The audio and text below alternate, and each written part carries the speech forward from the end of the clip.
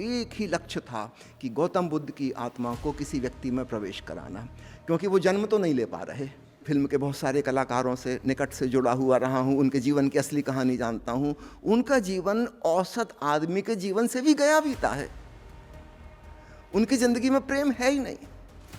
ओशो का नहीं, उसको पत्नी बच्चों की याद नहीं आ रही है। उसके अवचेतन मन में, जिसको हम कहते हैं सबकॉन्शियस माइंड, वहाँ पर एक घाव छिपा है कि अमिताभ बच्चन इस बीच में नंबर 1 हो गया फिल्म में, और न केवल अभिनेता के रूप में, वो नेता के रूप में भी उभर आया, सांसद बन गया। लता मंगेशकर की जीवन की कहानी कि उसने जितने ज़्यादा प्रेम गीत गाए हैं किसी ने नहीं गाए।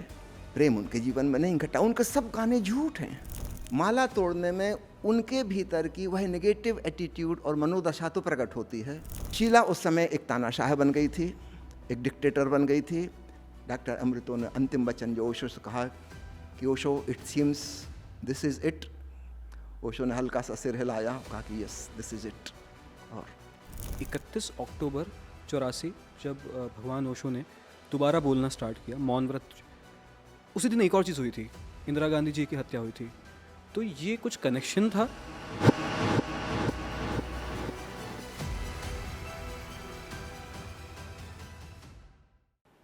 स्वामी जी, आपका बहुत बहुत शुक्रिया समय निकालने के लिए। ये मेरा सौभाग्य है कि मैं आपसे बैठ के कुछ सीख पा रहा हूँ। तो आज के पॉडकास्ट को हम कुछ इस तरीके से करेंगे कि मुझे आपसे जानना है, मैं एक बच्चे की तरह आपको सुनने आया हूँ, मुझे उसी इनोसेंस से आपसे सवाल पूछने हैं। कुछ गलतियाँ भी करूँगा तो मैं बच्चा हूँ, तो आप मुझे इग्नोर करके सिखाइएगा मुझे। जी, धन्यवाद आपका, आप यहाँ पधारे, और मैं अपनी तरफ से पूरी कोशिश करूँगा सरल से सरल भाषा में, आधुनिक युग की नई जनरेशन जो भाषा समझती है उस भाषा में समझाने के लिए। लेकिन बात कुछ ऐसी है अपने भीतर की कि वो शब्दों में नहीं ढलती। बिल्कुल। यानी ऐसा नहीं कि मुझे भाषा नहीं आती, कि मैं अच्छा वक्ता नहीं हूँ इसलिए नहीं समझा पाऊँगा।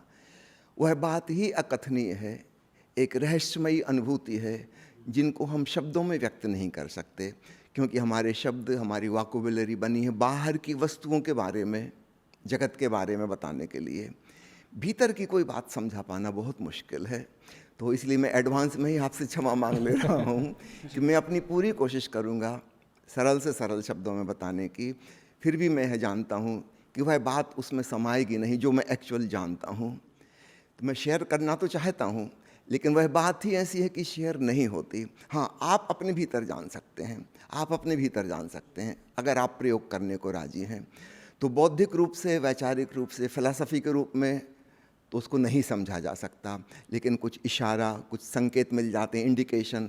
और आप भी अगर एक्सपेरिमेंट करने को तैयार हो जाएं मेडिटेशन के लिए, तो आप भी उस परमात्मा को, उस रहस्य को अपने भीतर जान सकेंगे। चलिए शुरुआत करते हैं। मुझे जानना है कि ओशो जी ने एक बात कही थी कि ज्ञान कभी पूरा नहीं होता, ज्ञान सफ़र होता है। तो इस सफ़र पे आगे बढ़ते हैं। जैसे उन्होंने एक टर्म का इस्तेमाल किया, जेन जी, जो आज की जनरेशन है। आप देखते होंगे कि उथल पुथल है हम सबके दिमाग में। डिप्रेशन वर्ड का जिक्र पहले बहुत बार हुआ है, यूएस में बहुत जगह, पर इंडिया में एक नया वेव आया है कि हर बच्चे को, हर जेनजी लड़के लड़की को ब्रेकअप होने के बाद, अलगाव होने के बाद दिमाग में एक केमिकल उठता है जिसको कुछ डिप्रेशन कहते हैं, कुछ अवसाद कहते हैं, कुछ एंजाइटी कहते हैं। इन चीज़ों से ठीक करने के लिए मैं अपने दिमाग पे कैसे काम करूं, और ओशो की फ़िलॉसफी मैं कैसे इम्प्लीमेंट करूं अभी?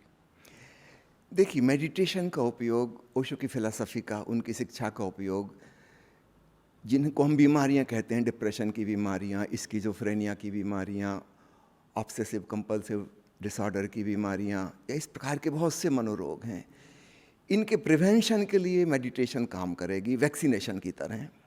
वो एंटीबायोटिक की तरह नहीं है जो उनको रोग हो जाने पे ठीक कर दे, क्योंकि जिस व्यक्ति के भीतर कुछ केमिकल्स, न्यूरोट्रांसमीटर्स, हार्मोन्स का इम्बैलेंस हो गया है, उस व्यक्ति के भीतर का आईक्यू लेवल बहुत कम हो जाता है, वो सामान्य चीज़ों को भी ठीक से नहीं समझ पा रहा। तो मेडिटेशन की गहरी बात को वो समझेगा कैसे?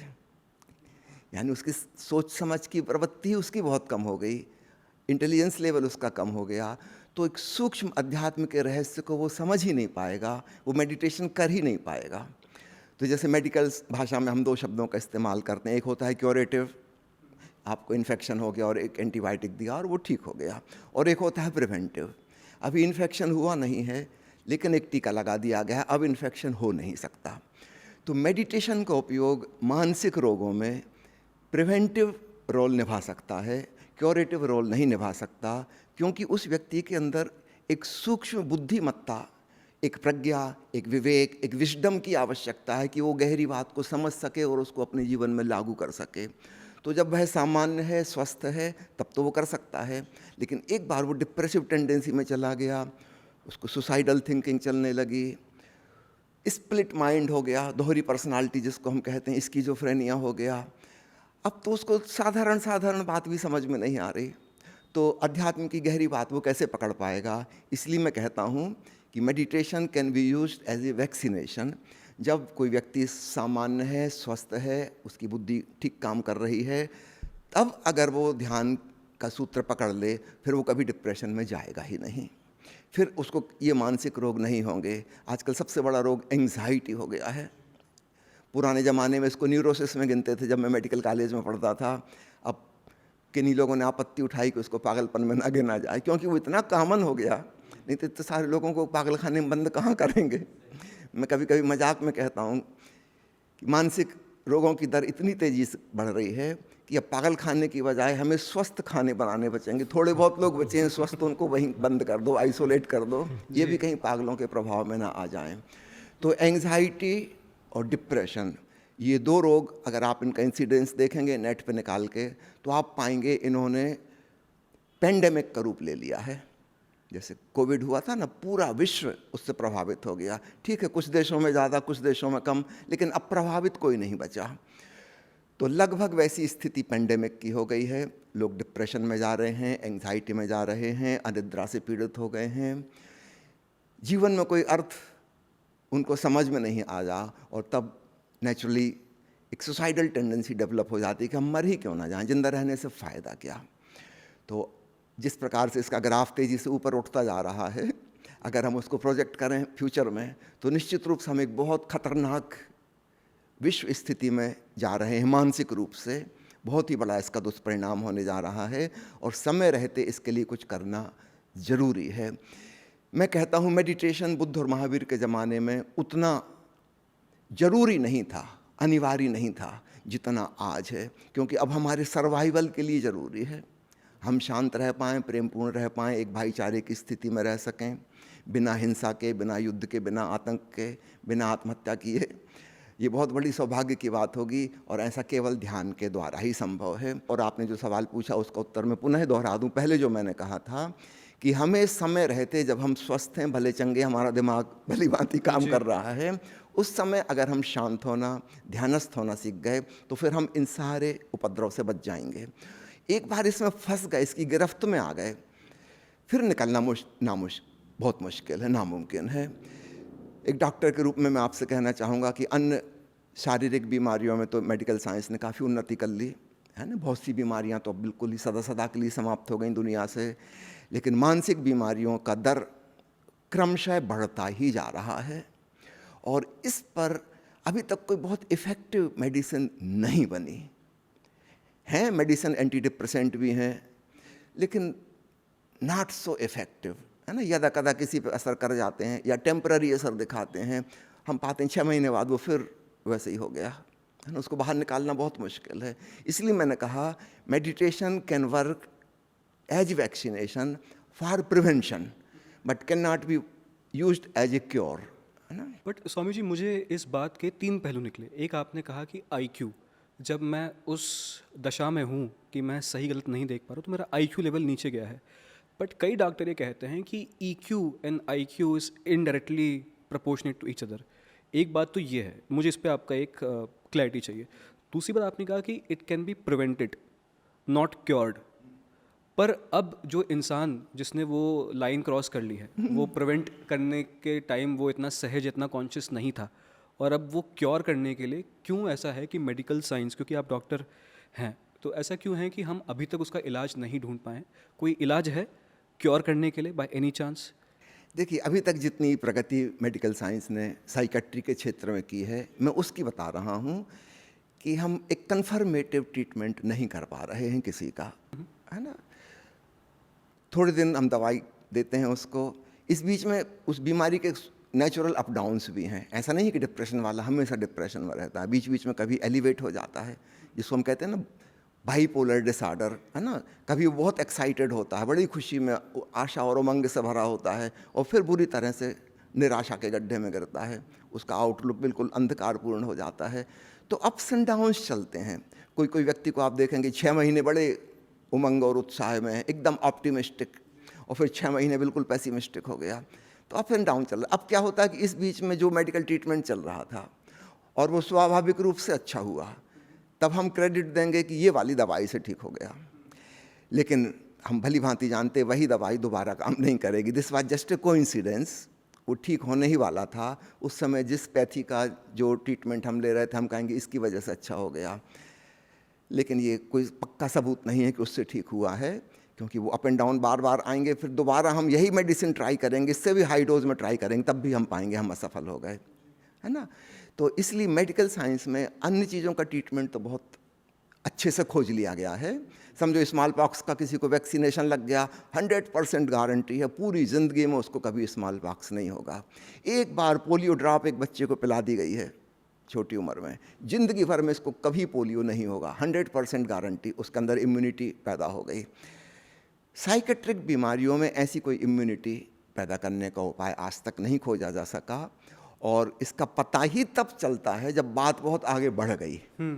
यानी एक समझो एक युवक है और वो थोड़ा सा उदास रहने लगा, और दोस्तों से मिलना जुलना उसने बंद कर दिया, खेल कूद में जाना उसने बंद कर दिया। एकदम से समझ में नहीं आता कि डिप्रेशन में जा रहा है।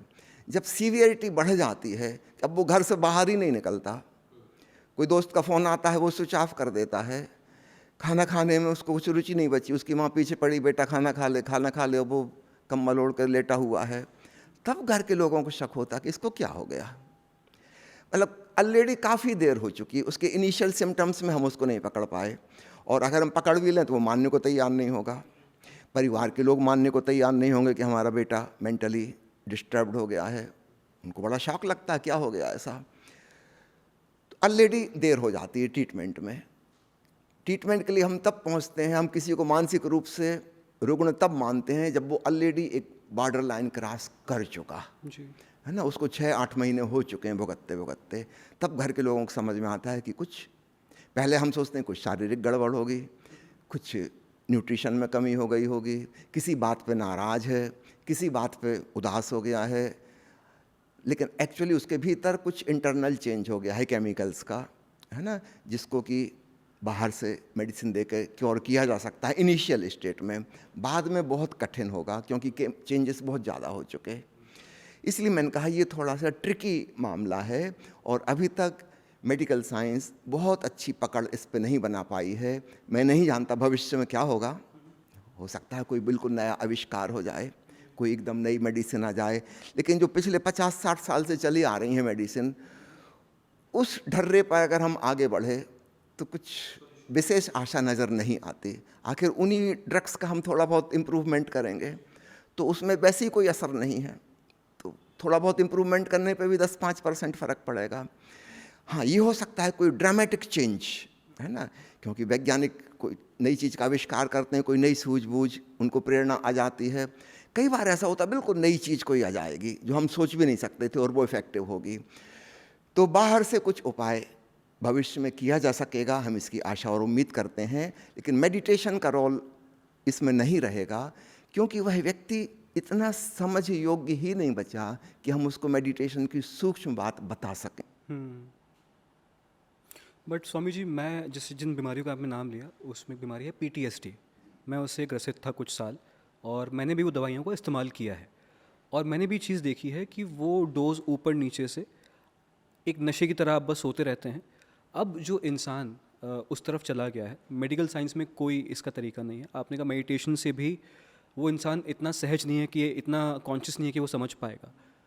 अध्यात्मक या स्पिरिचुअलिटी में कोई भी एक ऐसा रास्ता मिल सकता है, या कोई एक होप है उस इंसान के लिए उस चीज़ से निकलने के लिए?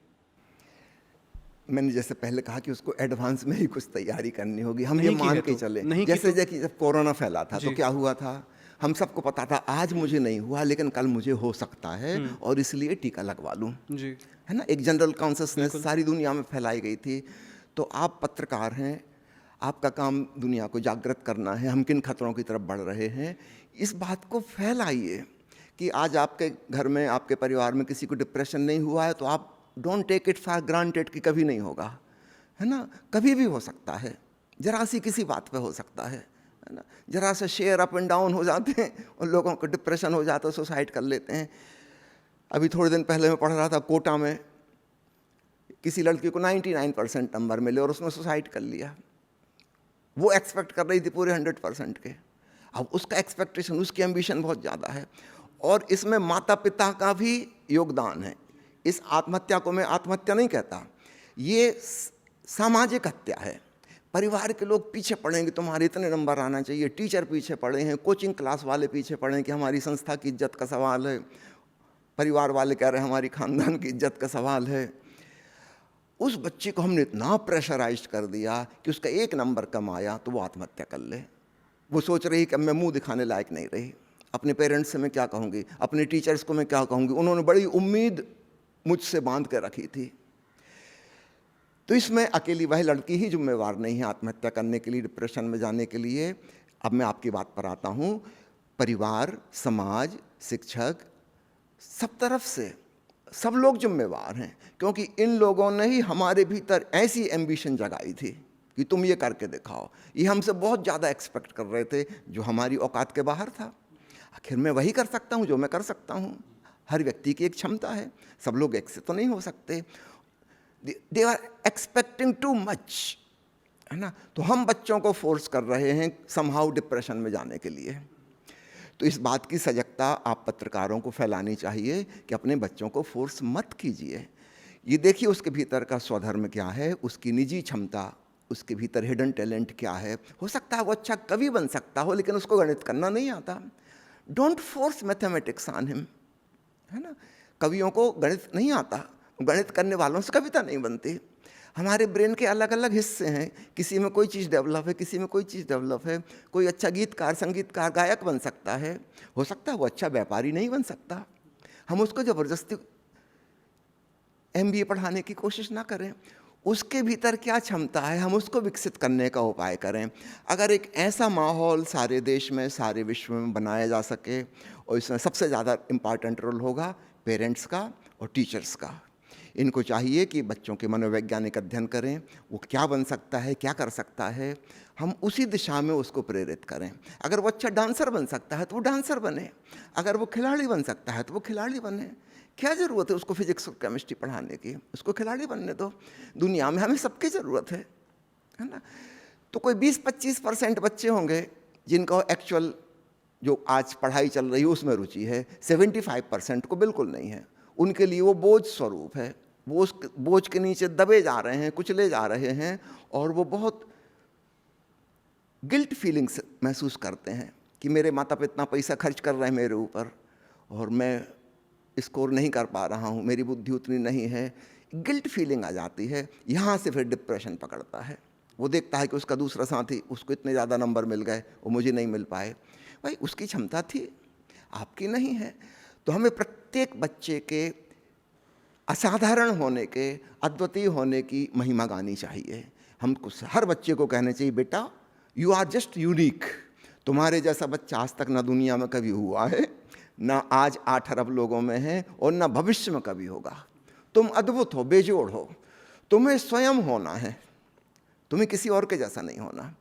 तो हमारे प्यारे सद्गुरु ओशो की प्रमुख शिक्षाओं में से एक है कि हर व्यक्ति को स्वयं होना सीखना होगा, है ना, और दूसरों को फोर्स करना बंद करना चाहिए। स्वामी जी, ऐसा होता है जो मुझे लग रहा है कि जिस तरीके से आप सोचते हैं या जिस तरीके से ओशो की फ़िलॉसफी सोचने में मजबूर करती है, स्कूल्स में कई बार हमको एक ढांचे में डाल दिया, जैसे कि आपने कहा कि हमको एक तरीके से भेड़ चाल सिखा दी गई जी। है।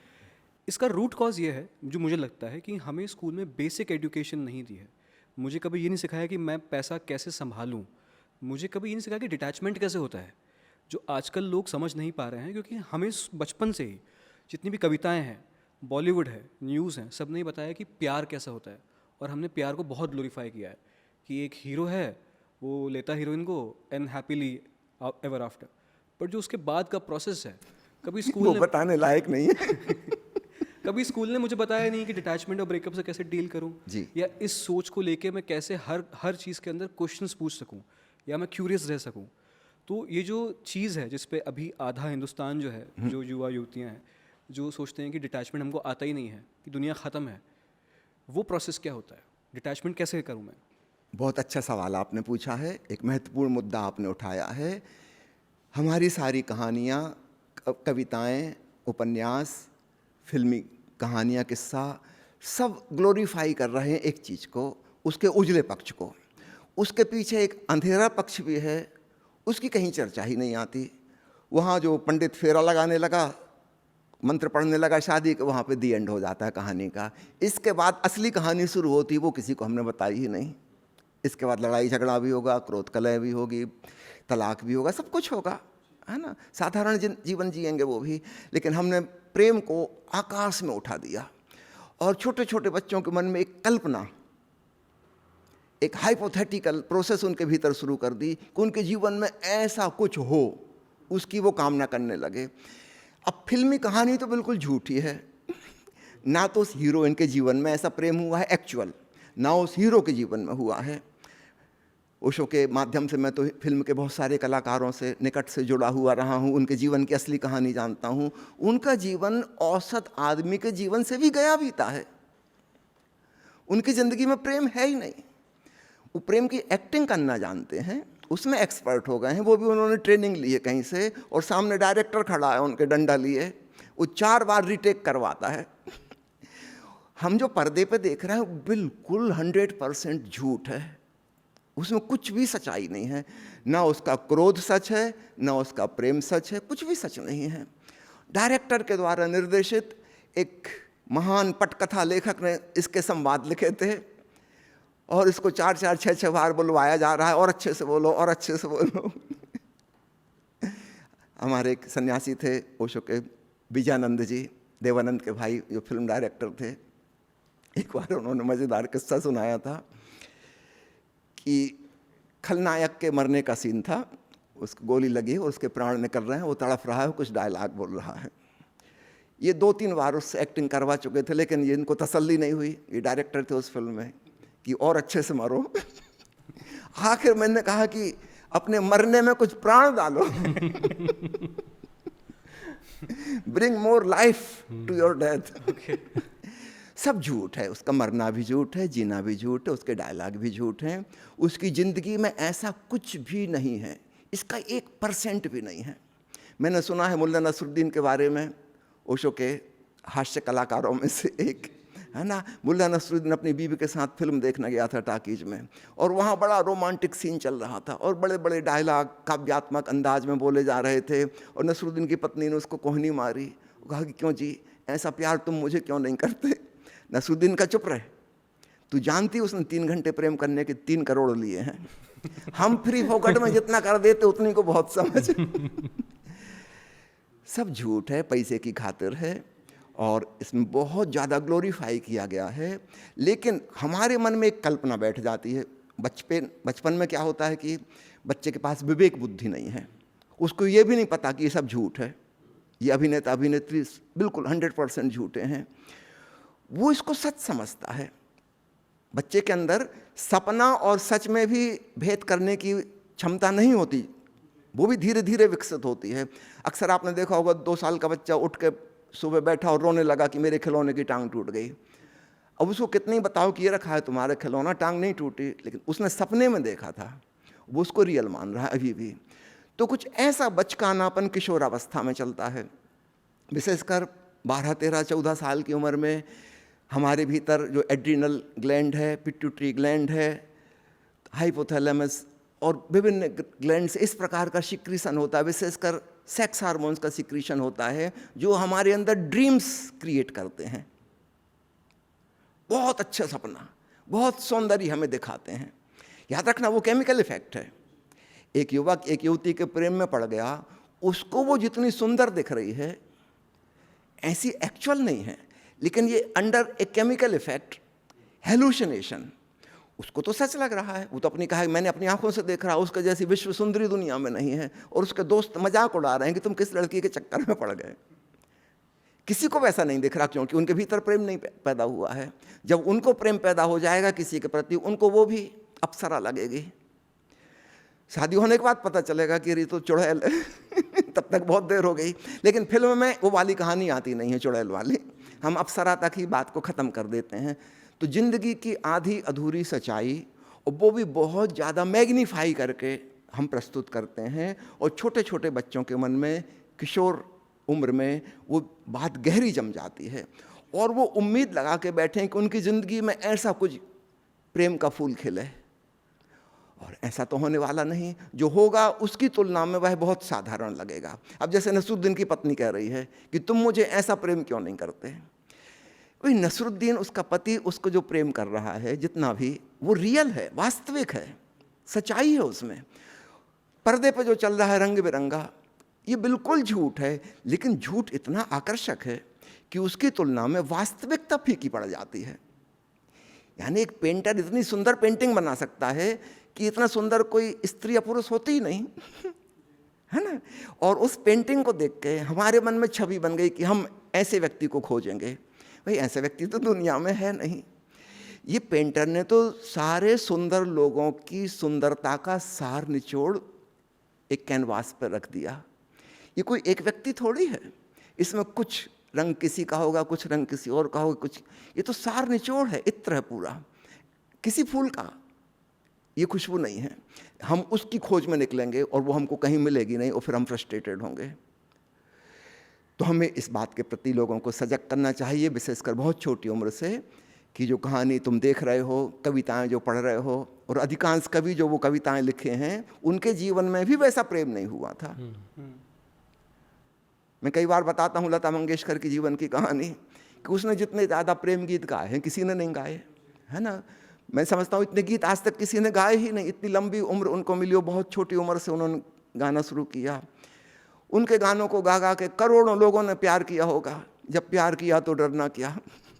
लेकिन याद रखना, लता मंगेशकर ने प्यार नहीं किया, उनके जीवन में कोई प्रेम घटित नहीं हुआ। कंठ उनका मधुर है, सुरों पे उनकी पकड़ है, ताल और लय उनको आती है, बहुत महान गायिका हैं, लेकिन प्रेम उनके जीवन में नहीं घटा। उनके सब गाने झूठ हैं, लेकिन उस झूठ को सुन के, उससे प्रभावित होके, हमने उनके जीवन को तो हमने जाना नहीं, हमने दूर से सुना उनकी आवाज़ और हम बहुत हिप्नोटाइज हो गए। और वो जो गीत में कह रही थी, हमारे भीतर भी वो भाव पकड़ गया कि जब प्यार किया तो डरना क्या, प्यार किया कोई चोरी नहीं कि छुप छुप आए भरना क्या। अब हमारे भीतर जो ख्वाब पैदा हो रहे हैं, ये हमारे भीतर के विशेष प्रकार के केमिकल्स, विशेष प्रकार के न्यूरोट्रांसमीटर्स अंदर पैदा हो गए, वो हमें सपना दिखा रहे हैं। याद रखिए, ऐसा सपना तो निश्चित रूप से टूटेगा, क्योंकि वह वास्तविक नहीं है। वास्तविक लोग हमारे आपके जैसे हैं, साधारण सामान्य, है ना। उस पेंटिंग जैसा सुंदर कोई व्यक्ति नहीं है। वो मॉडल जैसा दिख रहा है, वो तो बहुत सज धज के खड़ा हुआ था। ऐसा इंसान तो दुनिया में नहीं होता, है ना। हम जैसे साधारण लोग ही मिलेंगे। ये साधारण लोग हमें उसकी तुलना में, जो हमारे मन में इमेज बैठ गई, आदर्श इमेज कि कैसा प्रेमी होना चाहिए, कैसी प्रेमिका होनी चाहिए, वैसा तो कोई मिलेगा नहीं। जो मिलेंगे हम वो बिल्कुल दीनहीन से लगेंगे, उनके प्रति हमारा आकर्षण नहीं होगा, और अगर होगा भी तो हम कुछ प्रोजेक्ट करेंगे उसके ऊपर। यानी जब एक लड़का और लड़की आपस में प्रेम में पड़ रहे हैं, तो वे एक दूसरे का इस्तेमाल एक पर्दे की तरह कर रहे हैं, और उसमें अपने मन के भीतर जो कहानी चल रही उसका प्रक्षेपण, उसका प्रोजेक्शन कर रहे हैं उसके ऊपर। दूसरा व्यक्ति पर्दे की भांति है, हम उसमें अपनी ही मन की कामना और वासना, जो हम चाहते थे कि जैसा हो वैसा हमने प्रोजेक्ट किया, हम उसको देख के दीवाने हुए जा रहे हैं। याद रखना, वास्तविक व्यक्ति के हम अभी संपर्क में नहीं आए, और सामने वाले व्यक्ति ने उसकी कहानी, उसकी कल्पना, उसका आदर्श हमारे ऊपर प्रोजेक्ट कर दिया। वो हमारी वास्तविकता के परिचय में नहीं आया, वो अपनी काल्पनिक लोक में है। हम कहते हैं ना, ड्रीम गर्ल, ड्रीम बॉय, वो एक्चुअल कहीं नहीं है, वो दूसरे ने प्रोजेक्ट किया है, उसके मन की कल्पना है कि ऐसा होना चाहिए, है नहीं, होना चाहिए।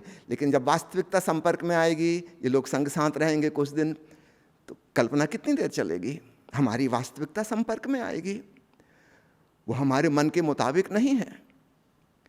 एक मेरे मित्र वो एक दिन मजाक में कर रहे थे कि एक गाना ऐसा है जिसको कोई भी शादीशुदा आदमी अपने घर में नहीं गा सकता।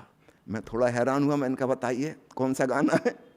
वो कहने लगे, मीत ना मिला रे मन का मीत ना मिला, किशोर कुमार का गाना। कोई तो मिलन का करो रे उपाय, मीत ना मिला रे मन का। जैसे ही हम किसी व्यक्ति के क्लोज कांटेक्ट में आएंगे, जल्दी ही हमारी वास्तविकता एक दूसरे के संपर्क में आएगी और हमारे सपने चकनाचूर हो जाएंगे। तब भी हम ये नहीं देखेंगे कि मेरा प्रोजेक्शन गलत था, हम कहेंगे ये आदमी धोखा दे गया, ये लड़की धोखा दे गई, ब्यूटी पार्लर से मेकअप करा के आती थी, अब इसका असली रूप जाहिर हुआ। नहीं, किसी ने किसी को धोखा नहीं दिया, हमारे भीतर के ही हार्मोन्स ने कुछ सपना क्रिएट किया और हमने दूसरे के ऊपर प्रोजेक्ट कर दिया। उसको तो पता भी नहीं कि आप क्या देख रहे हो, और ना आपको पता कि वो आपके भीतर क्या देख रही है। वो देख रही है जितने आज तक फिल्मी हीरो हुए हैं, जितने बड़े बड़े प्रेमियों की कहानियाँ, मजनू की और सीरी फरियाद की, वो सब कहानियों का सार निचोड़ उसने प्रोजेक्ट कर दिया था कि मिल गया मेरे को मेरा मजनू। जब वास्तविकता के संपर्क में आएंगे तब हमें पता चलेगा कि हम धोखा खा गए। लेकिन तब हम दूसरे पर दोषारोपण लगाएंगे कि दूसरे ने धोखा दिया, यहाँ पे गलती हो गई। हमें इस बात का प्रचार प्रसार करना चाहिए कि दूसरे ने धोखा नहीं दिया, उसको तो पता ही नहीं था कि आप कौन सा सपना देख रहे हो। अब जागो, चेतो, अब दोबारा इस प्रकार का सपना मत देखो, है ना। रियल व्यक्ति को प्रेम करना सीखो, कल्पना के व्यक्ति को नहीं। हम सब के मन में एक काल्पनिक छवि है। ओशो के प्रवचन में एक बहुत बड़ी मज़ेदार कहानी आती है, वो आपको सुनाऊं, उससे आपको ये पूरी चीज़ क्लियर हो जाएगी। और जो लोग इस एपिसोड को देख रहे होंगे उनके अंदर से सपना देखने की प्रवृत्ति छूटेगी। ओशो कहते हैं एक पागल राजा था, थोड़ा सन की सिर फिरा था, उसको सनक सवार थी हर चीज़ के परफेक्शन की। परफेक्शन भी एक बीमारी है, it is a kind of mental illness, है ना। हर चीज़ को बिल्कुल परफेक्ट चाहता था। एक बार उसको सूझा कि राजमहल में एक गेस्ट हाउस बनाया जाए ताकि कोई भी मेहमान आता है तो हम उसका बड़ा राजकीय सम्मान के साथ उस गेस्ट हाउस में उसको ठहराएंगे। तो उसने अपने राज्य के जितने भी उस ज़माने के विद्वान लोग थे, इंजीनियर, आर्किटेक्ट, सबको बुला के मीटिंग की और कहा कि आप लोग एक औसत फिगर निकालिए, राज्य के सारे लोगों की ऊंचाई कितनी है उसका एवरेज निकालिए, वजन कितना है, मोटाई कितनी है, उसके अनुसार एक बिल्कुल परफेक्ट गेस्ट हाउस हमें बनाना है औसत के हिसाब से। तो उसकी लंबाई, चौड़ाई, दरवाज़ा कितना ऊंचा होगा, पलंग कितना लंबा चौड़ा होगा, हर चीज़ परफेक्ट होनी चाहिए ताकि कोई भी हमारे गेस्ट हाउस में आए उसको खूब सुख सुविधा मिले।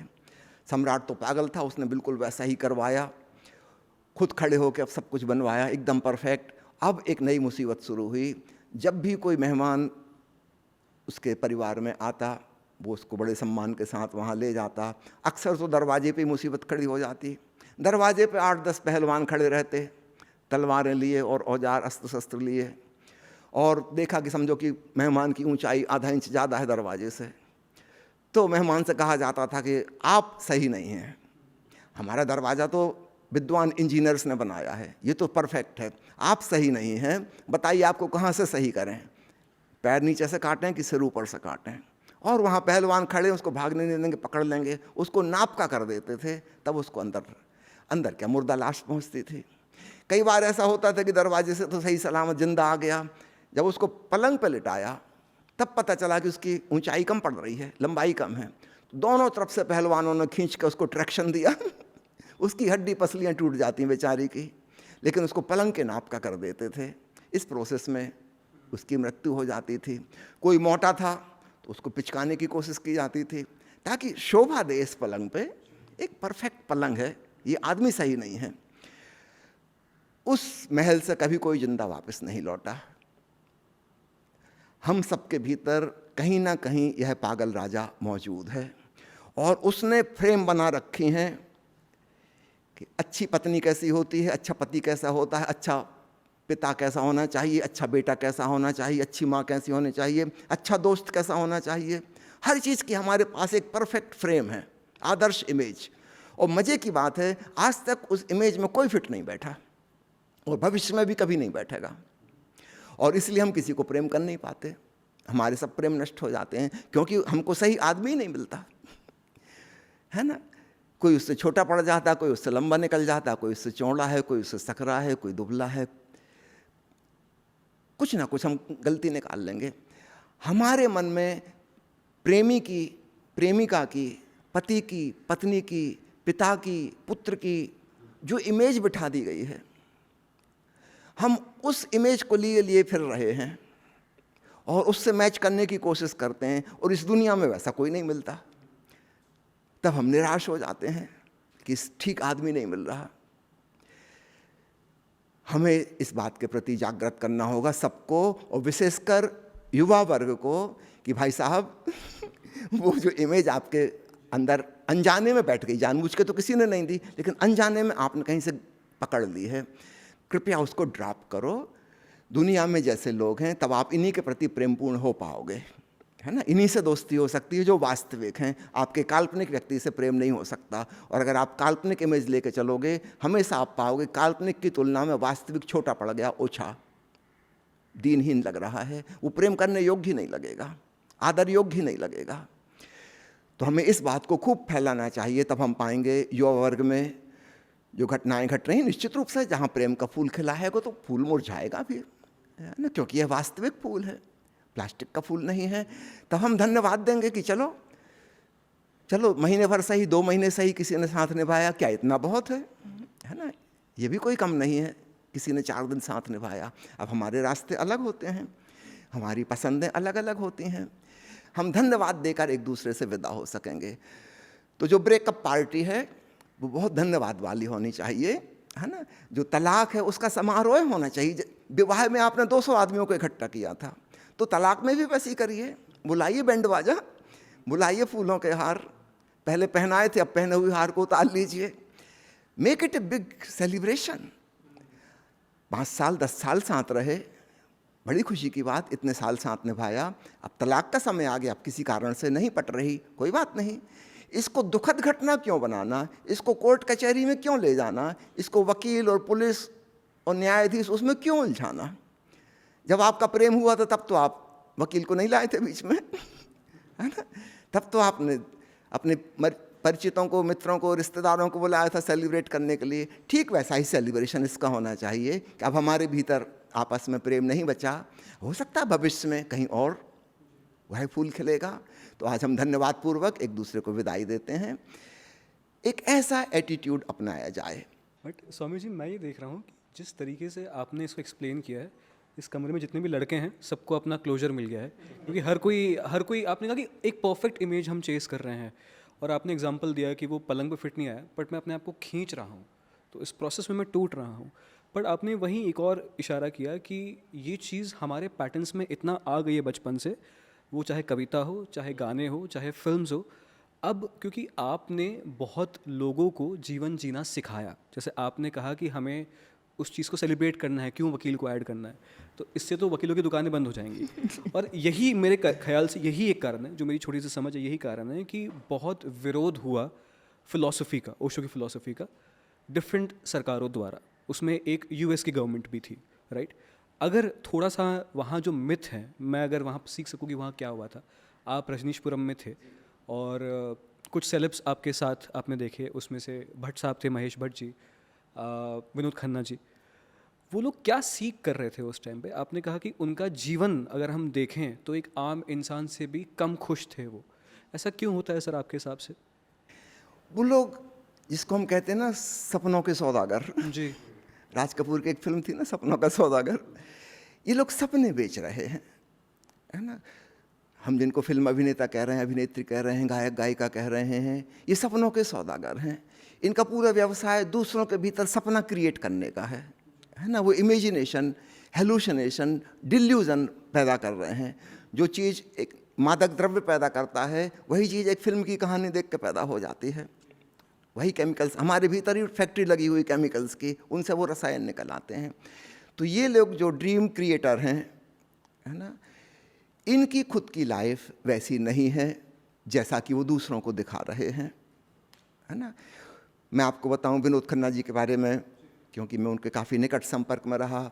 जब हम पूना 1 डेज़ में पूना आश्रम में रहते थे, तो हम एक ही भवन में रहते थे। नीचे की मंजिल में मैं था, ऊपर की मंजिल में विनोद जी रहते थे।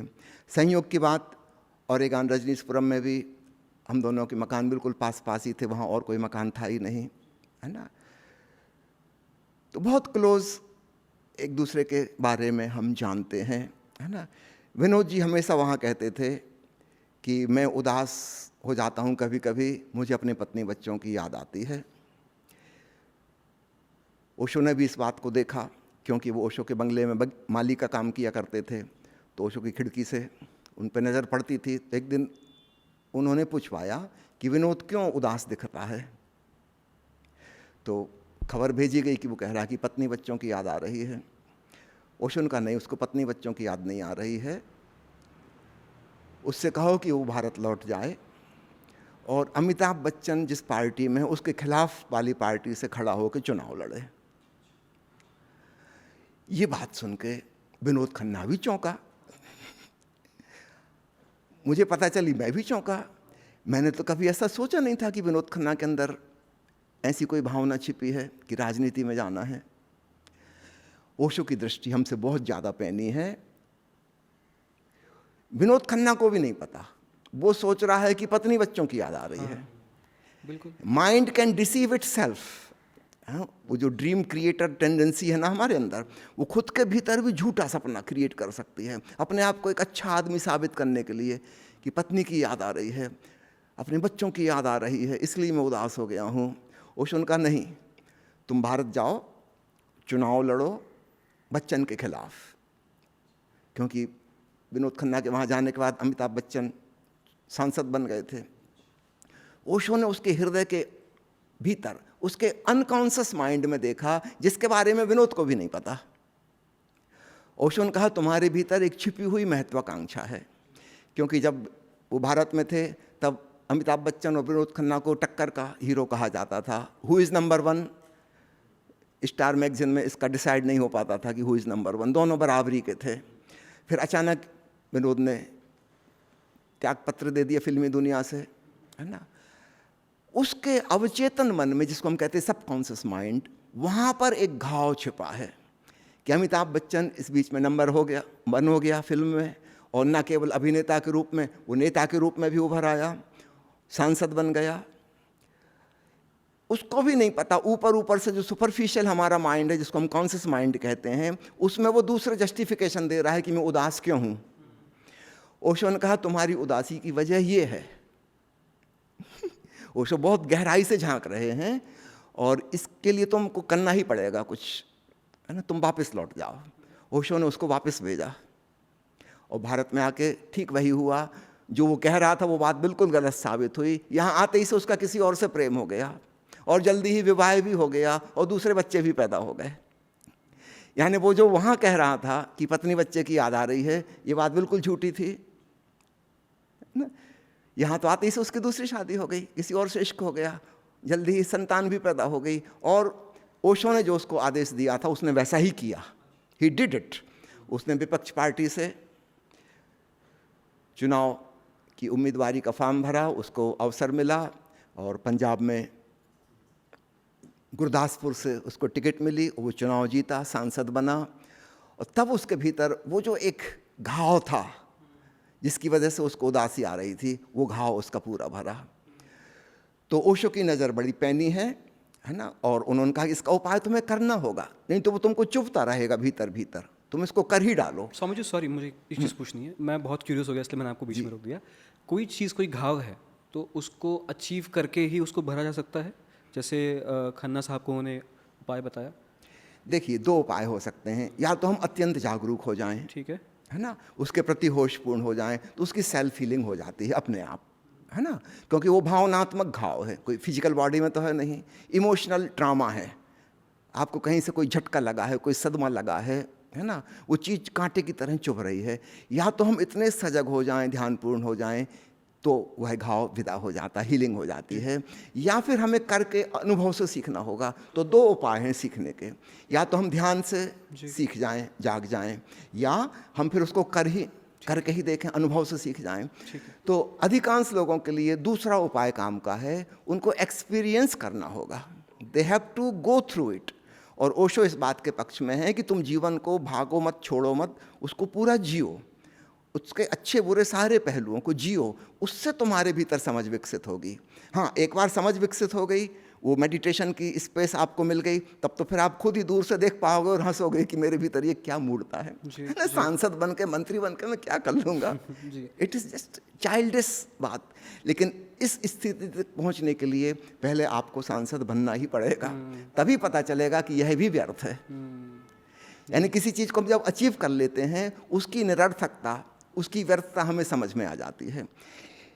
एक अमीर आदमी को पता है कि उसकी अमीरी से सुख शांति नहीं मिलती। एक गरीब आदमी को ये बात हम नहीं समझा सकते, है ना। उसको तो लगता है कि काश मैं अमीर हो जाऊं, फिर बड़े सुख चैन से रहूँगा।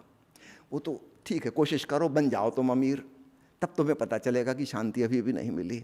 तो अनुभव से हम सीखते हैं। अधिकांश लोग, विरले लोग हैं 1% से भी कम, जो बिना अनुभव के सीख सकते हैं। अत्यंत जागरूक, अत्यंत विवेकवान, लेकिन ऐसे लोग रेयर हैं, है ना। अधिकांश लोगों को अपने अनुभव से सीखना पड़ेगा।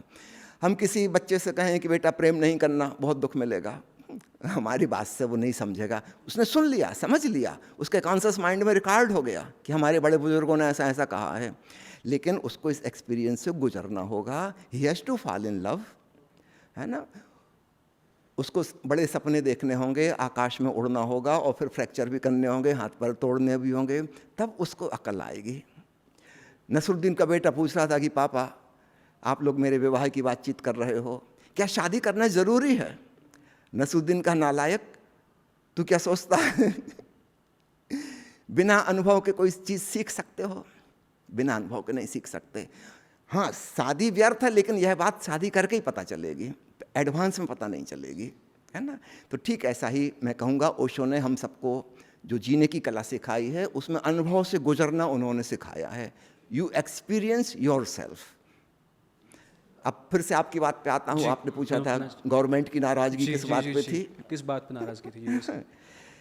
गवर्नमेंट की नाराज़गी कई बातों पे से थी, क्योंकि अपने पास समय कम है, मैं संक्षेप में कुछ पॉइंट्स आपको गिनाऊंगा। पहली चीज़, आश्रम को वहाँ ओशो ने नाम दिया था कम्यून। कम्यून का मतलब होता है एक समुदाय, एक समाज, एक कम्युनिटी, है ना। तो वहाँ पर कम्यून वर्ड का यूज़ करते थे रजनीशपुरम के लिए।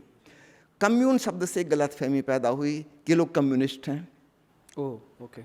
और उस समय 2 बड़े ताकतें थी दुनिया में, रूस और अमेरिका, है ना, पूंजीवादी और साम्यवादी।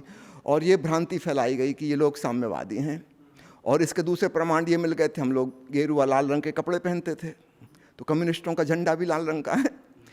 तो वहाँ पर एक रेड पीपल, ये एक नाम लगा दिया गया था, लेबल लगा दिया गया था, दीज आर रेड पीपल।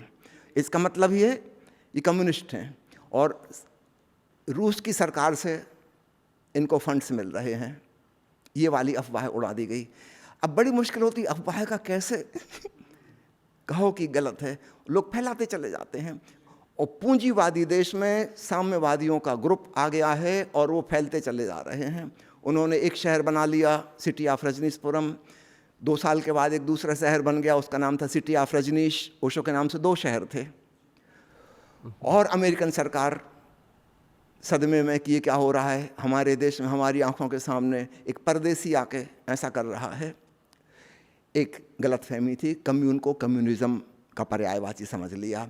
दूसरा, चूँकि हम लोग जो वस्त्र पहन रहे थे वो हिंदू धर्म के प्रतीक हैं, माला पहन रहे थे, दाढ़ी मूछ रख रहे थे पुरुष लोग, और नए नाम संन्यास दीक्षा में ओशो देते थे।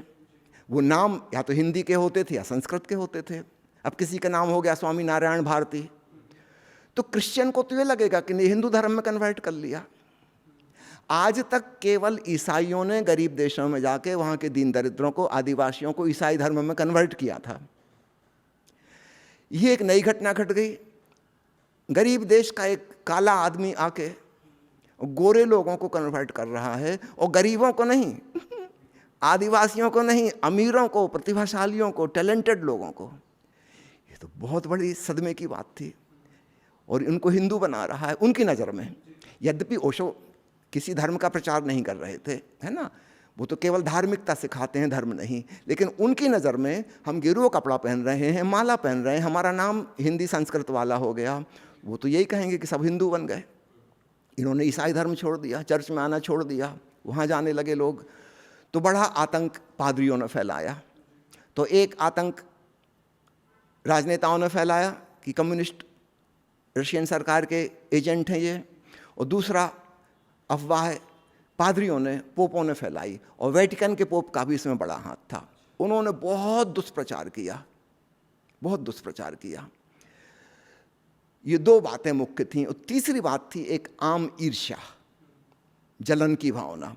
अब आप कल्पना करें, यहाँ अभी हमारे देश में, आपकी मुंबई महानगरी में, अफ्रीका देश से कोई निग्रो आ जाए और लाखों लोग उससे प्रभावित हो जाएं, और उसके आसपास एक शहर बस जाए, एक नया नगर बन जाए, और वो इतने रिच हो जाएं जिसका कोई हिसाब नहीं, कि बम्बई के रिच मैन भी, सुपर रिच मैन भी उससे ईर्ष्या करने लगेंगे। ये कौन है? एक गरीब देश से आया और लाखों लोगों को उसने प्रभावित कर दिया, और इतनी रिचनेस आ गई जिसका कोई हिसाब नहीं। 97 रोल्स रॉयस कंपनी के मालिक के पास भी इतनी रोल्स रॉयस नहीं, वो भी देखने आया था कि मामला क्या है। ईर्ष्या, जलन, ये आम आदमी का स्वभाव है। तो एक तरफ पादरी और धर्मगुरु नाराज हैं, एक तरफ राजनेता नाराज हैं, और तीसरी तरफ आम आदमी के अंदर जलसी पैदा हो गई। और आप याद रखिएगा, अमेरिका में गोरे काले का बड़ा भेद है। भारतीयों को वो काले में गिनते हैं। एक काला आदमी गोरों के बीच में जाके, और 64,000 एकड़ जमीन का शहर, अमेरिका की राजधानी वाशिंगटन डीसी का क्षेत्रफल से 1.5 गुना ज़्यादा। This is too much, this is too much, unimaginable, है ना। राजधानी से 1.5 गुना बड़ा ज़्यादा। तो आम आदमी को भी, यानी वहाँ के सुपर रिच आदमी को भी ईर्ष्या पैदा होती है। उसके बाप ने भी 97 रोल्स रॉयस नहीं देखी, और ना कभी देख पाएगा वो। ये कौन गरीब देश का आदमी आया है, और इतनी संपन्नता जिसका कोई हिसाब नहीं। और फिर वहाँ के लोगों के जो वीडियो और फोटोग्राफ अखबारों में, टीवी में आते थे, वो सब देख के लग रहे हैं कितने प्रसन्न लोग। इनके चेहरे की आभा ही अलग है, इनका आरा, इनका आभा मंडल ही कुछ अलग है। इतने प्रसन्न, इतने शांत, इतने अच्छे लोग नाच रहे हैं, गा रहे हैं, बांसुरी बजा रहे हैं, गिटार बजा रहे हैं। यही बार बार दिखाई देता है। उनके जीवन में तो उदासी छाई है, डिप्रेशन छाया है, एंग्जाइटी की बीमारी है, साइकोलॉजिस्ट को दिखाने जा रहे हैं। और ये कौन लोग हैं भाई, जो जब देखो सेलिब्रेशन ही होता रहता है इनके यहाँ। Life is celebration for them.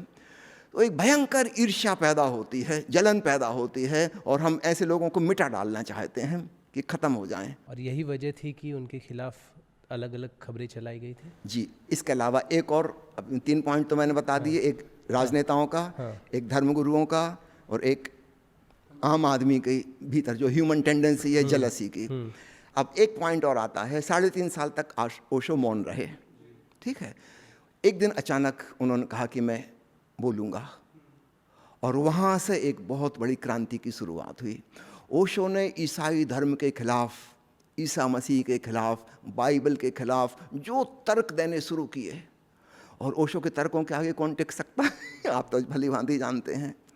और उन्होंने ऐसी मिट्टी पलीत कर दी बाइबल की रोज, और न केवल अपने सन्यासियों के सम्मुख, जिज्ञासुओं और श्रोताओं के सम्मुख पर प्रवचन देते थे। शाम को एक कॉन्फ्रेंस होती थी, प्रेस कॉन्फ्रेंस, और हर 3-4 दिन में एक इंटरनेशनल प्रेस कॉन्फ्रेंस होती थी। दुनिया के सारे महाद्वीपों से पत्रकारों का मेला। किसी किसी दिन तो ऐसा होता था कि रजनीशपुरम के एयरपोर्ट पर 50 हेलीकॉप्टर और हवाई जहाज खड़े हैं, छोटे छोटे। वहाँ के पत्रकार भी छोटे प्लेन में आते हैं, है ना। रोज पत्रकारों का मेला लग रहा है, रोज टेलीविज़न पे सारी दुनिया में ओशो की बातें फैल रही हैं। न केवल अब अंग्रेजी मीडिया में रह गई बात, अब तो ट्रांसलेटेड होकर जर्मनी में और फ्रेंच में और स्पेनिश में, दुनिया की हर भाषा में ओशो फैल रहे। एक समय ऐसा आया कि अमेरिका के टेलीविज़न पर राष्ट्रपति की न्यूज़ कम आती थी, ओशो की न्यूज़ ज़्यादा आती थी।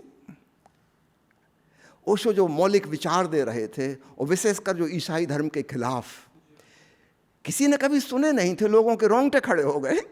ये कौन आदमी है 2000 साल से हमारे प्रतिष्ठित धर्म को जो चुनौती दे रहा है और ऐसी बखिया उधेड़ रहा है लॉजिक और आर्गूमेंट से कि जिसका कोई जवाब नहीं, कोई उत्तर देने राजी नहीं। और ओशो ने चुनौती दी थी, पोप को भी खबर भेजी थी, आओ मेरे सामने, अपन बैठ के आमने सामने पे बात करें, तुम बाइबल के पक्ष में बोलो, मैं उसी बात को विपक्ष में बोलूँगा, देखते हैं कौन ज़्यादा लॉजिकल है, कौन ज़्यादा साइंटिफिक सोच विचार वाला है।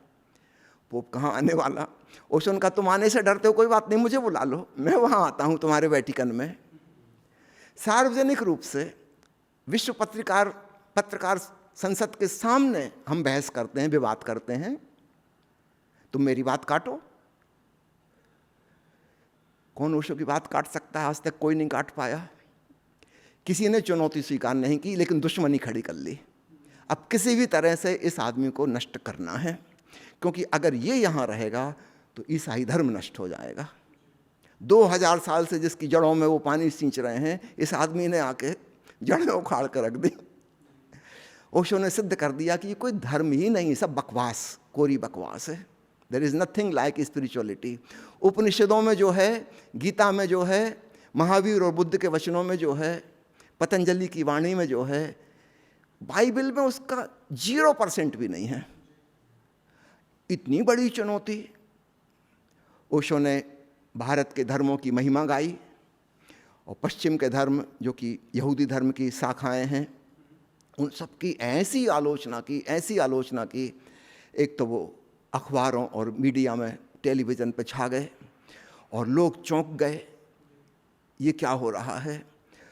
और तब सरकार, धर्मगुरु और आम जनता के जो अगुआ होते हैं, सामाजिक प्रतिनिधि हम जिनको कहते हैं, इन सब ने मिलकर एक साठगांठ की कि ओशो को और इनके कम्यून को किसी भी प्रकार से नष्ट किया जाए, क्योंकि अगर ये यहाँ पर रहे तो फिर ईसाई धर्म नहीं बचेगा, बच नहीं सकता। स्वामी जी, यहाँ पे एक और चीज़ मुझे जाननी है आपसे। एक नेटफ्लिक्स पे सीरीज़ है वाइल्ड वाइल्ड कंट्री, आपने उसका जिक्र सुना होगा कहीं ना कहीं। उसमें एक बात बताई गई थी कि रजनीशपुरम में माँ शीला ने फूड पॉइजनिंग का कुछ केस हुआ था, जिस पे कुछ अराउंड 751 अमेरिकियों को फूड पॉइजनिंग हो गई थी, और ये आरोप लगा कि वो रजनीशपुरम की प्लानिंग और स्ट्रैटेजी के साथ हुई थी। मुझे इस पे आपकी टेक चाहिए कि क्या हुआ था उस समय पे। जब ओशो 3.5 साल मौन में थे जी, ठीक है, उस बीच में उनकी जो सेक्रेटरी थी माँ अनंतशीला, जी, वही उनकी एक प्रकार से प्रतिनिधि बन गई थी, ठीक बात है ना। तो ओशो तो मौन में थे, उनसे तो हम कोई बात कर नहीं सकते थे, उनसे तो कोई मुलाकात होती नहीं थी। तो शीला जो चाहती थी वो कर रही थी, और धीरे धीरे उसको ऐसा लगने लगा कि वही सब कुछ है। यहाँ तक कि लोग कहने लगे कि ये रजनीशपुरम नहीं है, ये तो शीलापुरम है। रजनीश ने किया है, वो तो आके चुपचाप अपने कमरे में 3.5 साल से बैठे हैं। उन्होंने क्या किया है? ये तो शीला ने सब कुछ किया है। और शीला के अंदर वो अहंकार आ गया, घमंड आ गया कि मैं ही सब कुछ हूँ, आई एम सर्वे सर्वा। मुझे याद आता है एक बार एक इंटरनेशनल मैगजीन में जर्मनी से जो प्रकाशित होती, मैं नाम भूल गया कौन सी मैगजीन, उसमें सर्वे किया गया था कि दुनिया की सबसे ज़्यादा ताकतवर महिलाएं कौन हैं, और 5 सर्वाधिक शक्तिशाली स्त्रियों में शीला का नाम भी था, the most powerful women in the world. निश्चित रूप से वैसा था, है ना, एक प्रकार की तानाशाही उसकी हो गई थी, और इस तानाशाही के चक्कर में वो फिर कुछ ऐसे काम करने लगी थी जो कि गैरकानूनी हैं। उस बीच में ये वाली फूड पॉइजनिंग का केस भी हुआ, ताकि वो चुनाव में अपने प्रतिनिधि को जिता सके। वहाँ डालास काउंटी होती, जैसे हमारे यहाँ जिला होता है ना, जी, जी। तो वहाँ का जो चुनाव होता है, अमेरिका में काउंटी के अधिकारियों को बहुत बड़ा पावरफुल पोस्ट होती है उनकी, हमारे देश में उतनी पावरफुल पोस्ट नहीं होती।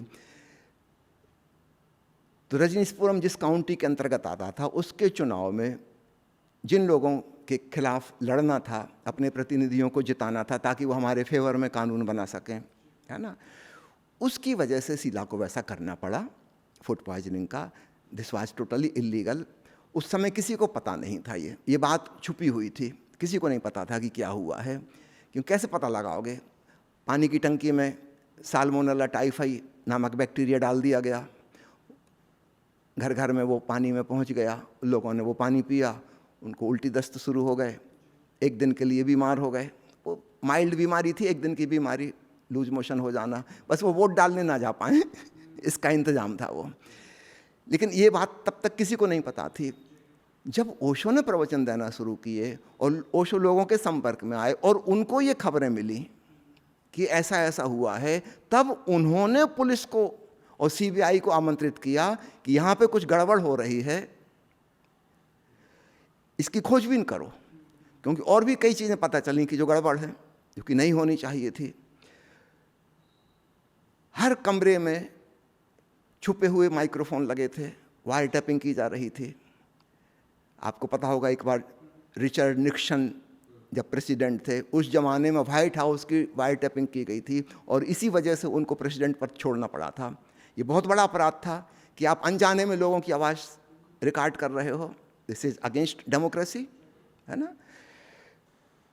ओशो को अंदाज़ लगा कि उनके कमरे में भी कहीं माइक्रोफोन दीवालों में छिपा हुआ है, और तब उन्होंने सीबीआई को निमंत्रण भेजा कि आप आइए और जांच परख कीजिए, कुछ गड़बड़ चल रही है मेरे अनजाने में। और जब सीबीआई वालों ने जांच परख की तब बहुत सारे अपराध उजागर हुए, उनमें से एक फूड पॉइजनिंग वाला भी था। तो ये ओशो के अनजाने में हुआ और ओशो को जैसे ही पता चला उन्होंने जांच परख करवाई और शीला को उसकी सज़ा भी मिली। 3.5 साल शीला को जेल भुगतनी पड़ी, उसमें से एक अपराध यही भी था। तो शीला उस समय एक तानाशाह बन गई थी, एक डिक्टेटर बन गई थी, बहुत शक्तिशाली, और ये तो किसी को अंदाज ही नहीं था कि ओशो कभी प्रवचन देंगे और बोलेंगे। उसने तो मान ही रखा था कि ओशो तो मौन हो गए सदा सदा के लिए, तो उनको तो कभी कुछ पता चलेगा ही नहीं, वो तो कोई जनसंपर्क में आ ही नहीं रहे। ये अकल्पनीय था कि ओशो एक दिन बोलना शुरू कर देंगे। तो शीला का पूरा खेल वहाँ पर पलट गया, है ना। उसने जो कुछ भी गड़बड़ किया था ओशो ने वह सब उजागर करवाया, स्वयं ही पुलिस वालों को आमंत्रित किया, सीबीआई को आमंत्रित किया, और तब ये सारे अपराध उजागर हुए और जिन लोगों ने अपराध किए थे उनको उनकी सज़ा भी मिली। बट स्वामी जी, हम ये बात अभी डिस्कस कर रहे थे कि 31 अक्टूबर 84 जब भगवान ओशो ने दोबारा बोलना स्टार्ट किया, मौन व्रत, उसी दिन एक और चीज़ हुई थी, इंदिरा गांधी जी की हत्या हुई थी। तो ये कुछ कनेक्शन था इंदिरा गांधी की हत्या से कि उन्होंने बोलना स्टार्ट किया? मुझे वो कनेक्शन समझ, कुछ कनेक्शन है इसके बीच में? नहीं, सिर्फ एक संयोग, जस्ट ए कोइंसिडेंस, है ना। क्योंकि ओशो उस दिन सुबह ही कह चुके थे जी कि आज शाम को वो प्रवचन देंगे, उसका इंतज़ाम किया जाए। इतनी जल्दी कोई बड़ा इंतज़ाम नहीं हो सकता था, है ना। तो मुझे खबर मिली थी कि उनके कमरे में ही कुछ लोग बैठ के सुनेंगे, क्योंकि बड़ी ऑडियंस के लिए तो इंतज़ाम करने में देर लगेगी, है ना, विलम्ब होगा उसमें, तो वो तो बाद में कभी करेंगे। तो इमीडिएटली सुबह हमको खबर मिली थी कि आज शाम को ओशो बोलेंगे। तो 31 अक्टूबर की बात ही बता रहा हूँ, इंदिरा गांधी की हत्या तो बाद में हुई है, ये खबर हमको सुबह मिल गई थी, ओशो आज प्रवचन देंगे शाम को। और चूँकि बड़ा इंतजाम नहीं है तो केवल 10 लोगों को मौका दिया जाएगा उनके सम्मुख बैठने का। उसकी वीडियो रिकॉर्डिंग की जाएगी और अगले दिन वह वीडियो रिकॉर्डिंग फिर सबको दिखाई जाएगी। क्योंकि उस समय कोई हॉल नहीं था बड़ा, तो जहाँ हम लोग भोजन करते थे वो बहुत बड़ी जगह थी, 5000 लोगों के खाना खाने का स्थान था, तो वहीं पर वीडियो दिखाया जाएगा। तो ओशो जो बोलेंगे ताकि वो सब लोग देख सकें। फिर कुछ दिन के बाद रजनीश मंदिर नामक एक जगह का निर्माण हो गया ताकि वहाँ सब लोग वीडियो प्रवचन देख सकें। तो उस दिन चूँकि हमको सुबह से पता लग गया था, इंदिरा गांधी की मृत्यु तो बाद में हुई, शाम को ओशो ने प्रवचन दिया 10 लोगों के सम्मुख, है ना। वो 10 लोग फिर रोज़ रोज़ बदलते थे, अलग अलग लोगों को वह सौभाग्य, वह अवसर मिलता था कि आज ओशो के सम्मुख आप बैठ सकते हैं। तो इस प्रकार से शुरुआत हुई थी। So this was just a coincidence, इसके पीछे कोई कॉज एंड इफेक्ट वाली चीज़ नहीं है। बट इंडिया आने के बाद क्या गवर्नमेंट ने यहाँ सपोर्ट किया? जी नहीं, गवर्नमेंट ने कोई सपोर्ट नहीं किया यहाँ पर, क्योंकि भारत की सरकार भी अमेरिकी सरकार के दबाव में थी। ओशो कुछ दिन रहे यहाँ पर, लगभग 1.5 महीने कुल्लू मनाली में, है ना। लगभग 15 नवंबर को आए थे और 31 दिसंबर तक रहे। इन 1.5 महीनों में पक्का हो गया कि गवर्नमेंट सब प्रकार के व्यवधान डाल रही है, सपोर्ट करने की तो बात ही नहीं। जितने विदेशी सन्यासी उनके साथ आए थे सबके वीसा अचानक कैंसिल हो गए। ऑल ऑफ सडन ऑर्डर आ गया कि लीव द कंट्री, सब प्रकार से विड्रा, ताकि इनके पास कोई विदेशी आ ही ना सके। जो भी विदेशियों ने वीज़ा के लिए अप्लाई किया भारत आने के लिए, उनकी एप्लीकेशन रिजेक्ट कर दी गई इंडियन एम्बेसी के द्वारा, उनको नहीं आने देंगे। कोई भूल चूक से छुपे आ गया मुंबई या दिल्ली के एयरपोर्ट पर, उसके सूटकेस में से लाल रंग का गिरो रंग का कपड़ा निकल आया, वहीं से वापस वीज़ा रिजेक्टेड। तो गवर्नमेंट ने किसी प्रकार का सपोर्ट नहीं किया और तब ओशो मनाली छोड़ के चले गए, नेपाल चले गए। फिर उन्होंने सोचा कि अन्य अन्य देशों में जाके देखते हैं, और 6 महीने में उन्होंने 21 देशों का भ्रमण किया। और एक जगह तो ऐसा हुआ कि राष्ट्रपति ने स्वयं इनवाइट किया था उनको, वो ओशो का शिष्य था, उसने कहा आप यहाँ आइए, हम आपको बड़ी जगह देंगे और सब इंतजाम करेंगे, क्योंकि हमारा देश गरीब है, आपके आने से हमारे यहाँ की पर्यटकों की संख्या बढ़ जाएगी। तो आध्यात्मिक बात तो अलग है, आर्थिक लाभ भी हमको होगा बहुत बड़ा। तो उसने स्वयं इनवाइट किया था, ओशो वहाँ पहुँचे, लेकिन 4 दिन बाद ही अमेरिका से मैसेज आ गया कि तुरंत इनको गेट आउट करो, वरना तुम्हारे गरीब देश को हमने जो पीछे लोन दिए हैं वो सब इमीडिएट वापस करो, और भविष्य में जो लोन देने की प्रॉमिस की है वो सब कैंसिल हो जाएंगे। उस राष्ट्रपति की आंखों में आंसू आ गए, उसने आके ओशो से क्षमा मांगी कि मुझे पता ही नहीं था कि मैं गुलाम हूँ, मैं सोचता था कि एक प्रजातांत्रिक देश का मैं राष्ट्रपति हूँ, मैं कठपुतली हूँ ऊपर वालों के हाथों में, मैं ये अफोर्ड नहीं कर सकता कि हमारे गरीब देश के भविष्य के जो प्रोजेक्ट हैं, जो अमेरिका के लोन पर डिपेंडेंट हैं, उनको हम कैंसिल नहीं कर सकते, और ना ही हम पुराना लोन चुका सकते, हमारे पास है ही नहीं, हम तो एक प्रकार से बिके हुए हैं। आज मुझे पता चला कि मैं और मेरा पूरा देश बिका हुआ है अमेरिका के। ओशो 21 देशों में गए और यही घटना लगभग बार बार रिपीट हुई। कुछ दिन के बाद उनको वह जगह छोड़नी पड़ी। तो भारत सरकार ने किसी प्रकार का सपोर्ट नहीं किया, ना ही कोई अन्य देश उनका सपोर्ट कर पाया, क्योंकि अमेरिका का प्रभुत्व सब जगह था। और इस बीच में आप जानते हैं धीरे धीरे रूस का प्रभुत्व कम होता चला गया, और उसी रेशियो में अमेरिका की दादागिरी और रंगदारी बहुत बढ़ती चली गई। तो अमेरिका के खिलाफ कोई जा ही नहीं सकता था।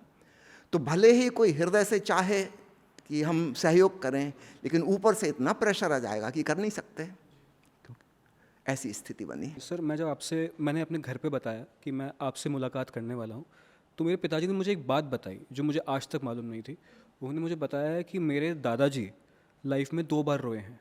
एक बार दादी जब मेरी चली गई थी, और एक जब ओशो ने अपनी देह त्याग दी थी। तो मुझे इस बात पे जाना, जब मैं उस बारे में पढ़ना शुरू किया तो बहुत सारे सवाल मेरे मन में आए कि ये जो है कुछ ना कुछ, आप थे उस समय उनके पास। तो एक थ्योरी ये कहती है कि जो डॉक्टर थे गोकुल गोकानी, उनको कॉल किया गया रात को 1 बजे, और उन्होंने 2015 में एक बयान दिया कि मुझे 4 घंटे तक मुझे वेट करना हुआ।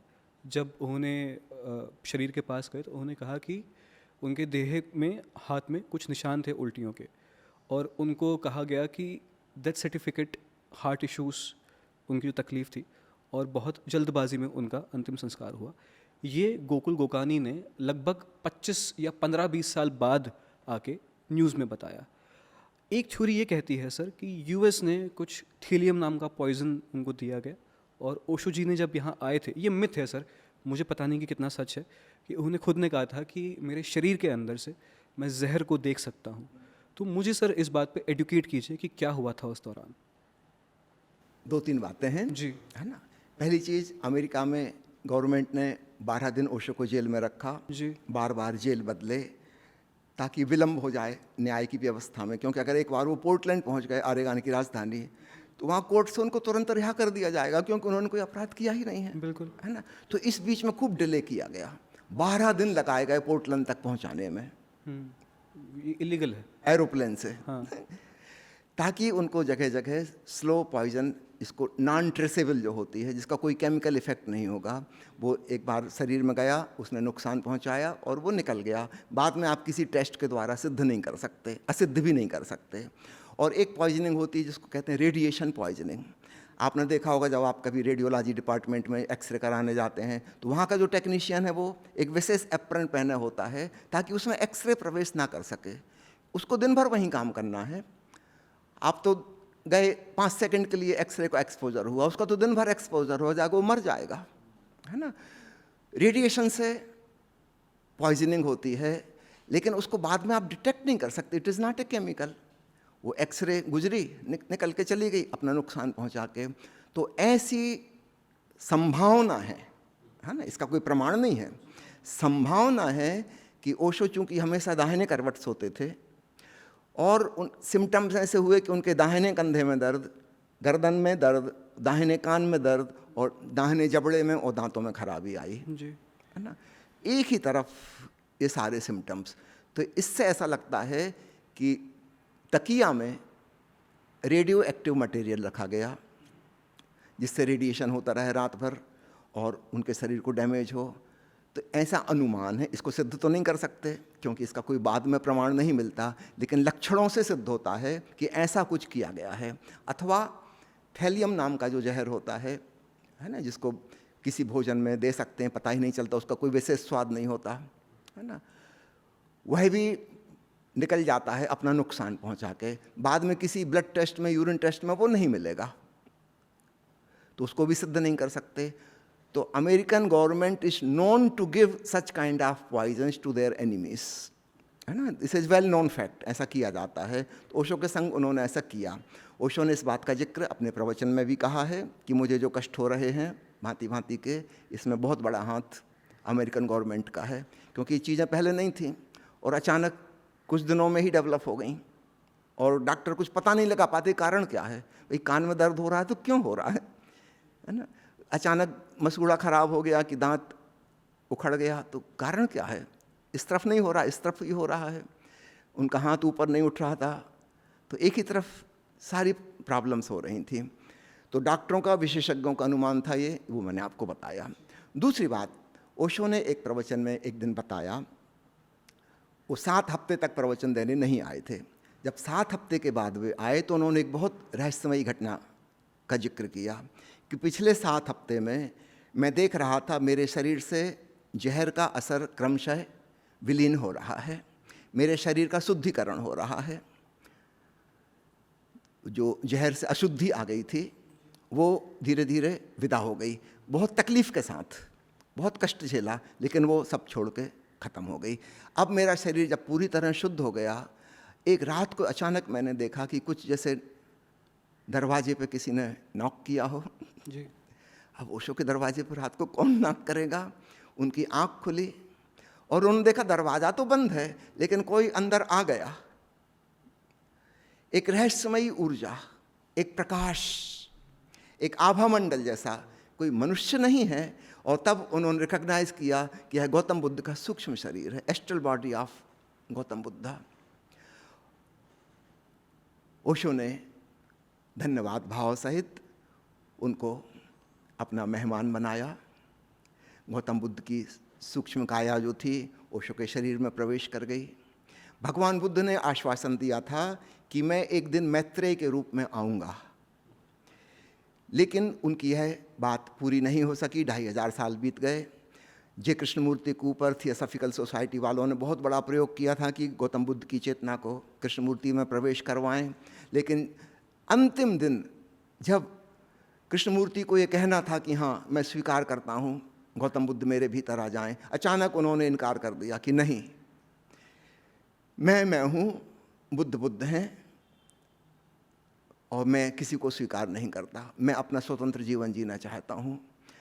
शायद आपको पता नहीं होगा, आपकी उम्र कम है, थियोसॉफिकल सोसाइटी एक बहुत बड़ा वर्ल्ड वाइड स्पिरिचुअल मूवमेंट थी और उनका पूरा एक ही लक्ष्य था कि गौतम बुद्ध की आत्मा को किसी व्यक्ति में प्रवेश कराना, क्योंकि वो जन्म तो नहीं ले पा रहे, तो सामान्य रूप से जन्म नहीं हो सकता, लेकिन किसी जीवित व्यक्ति के अंदर तो अवतरित हो सकते हैं।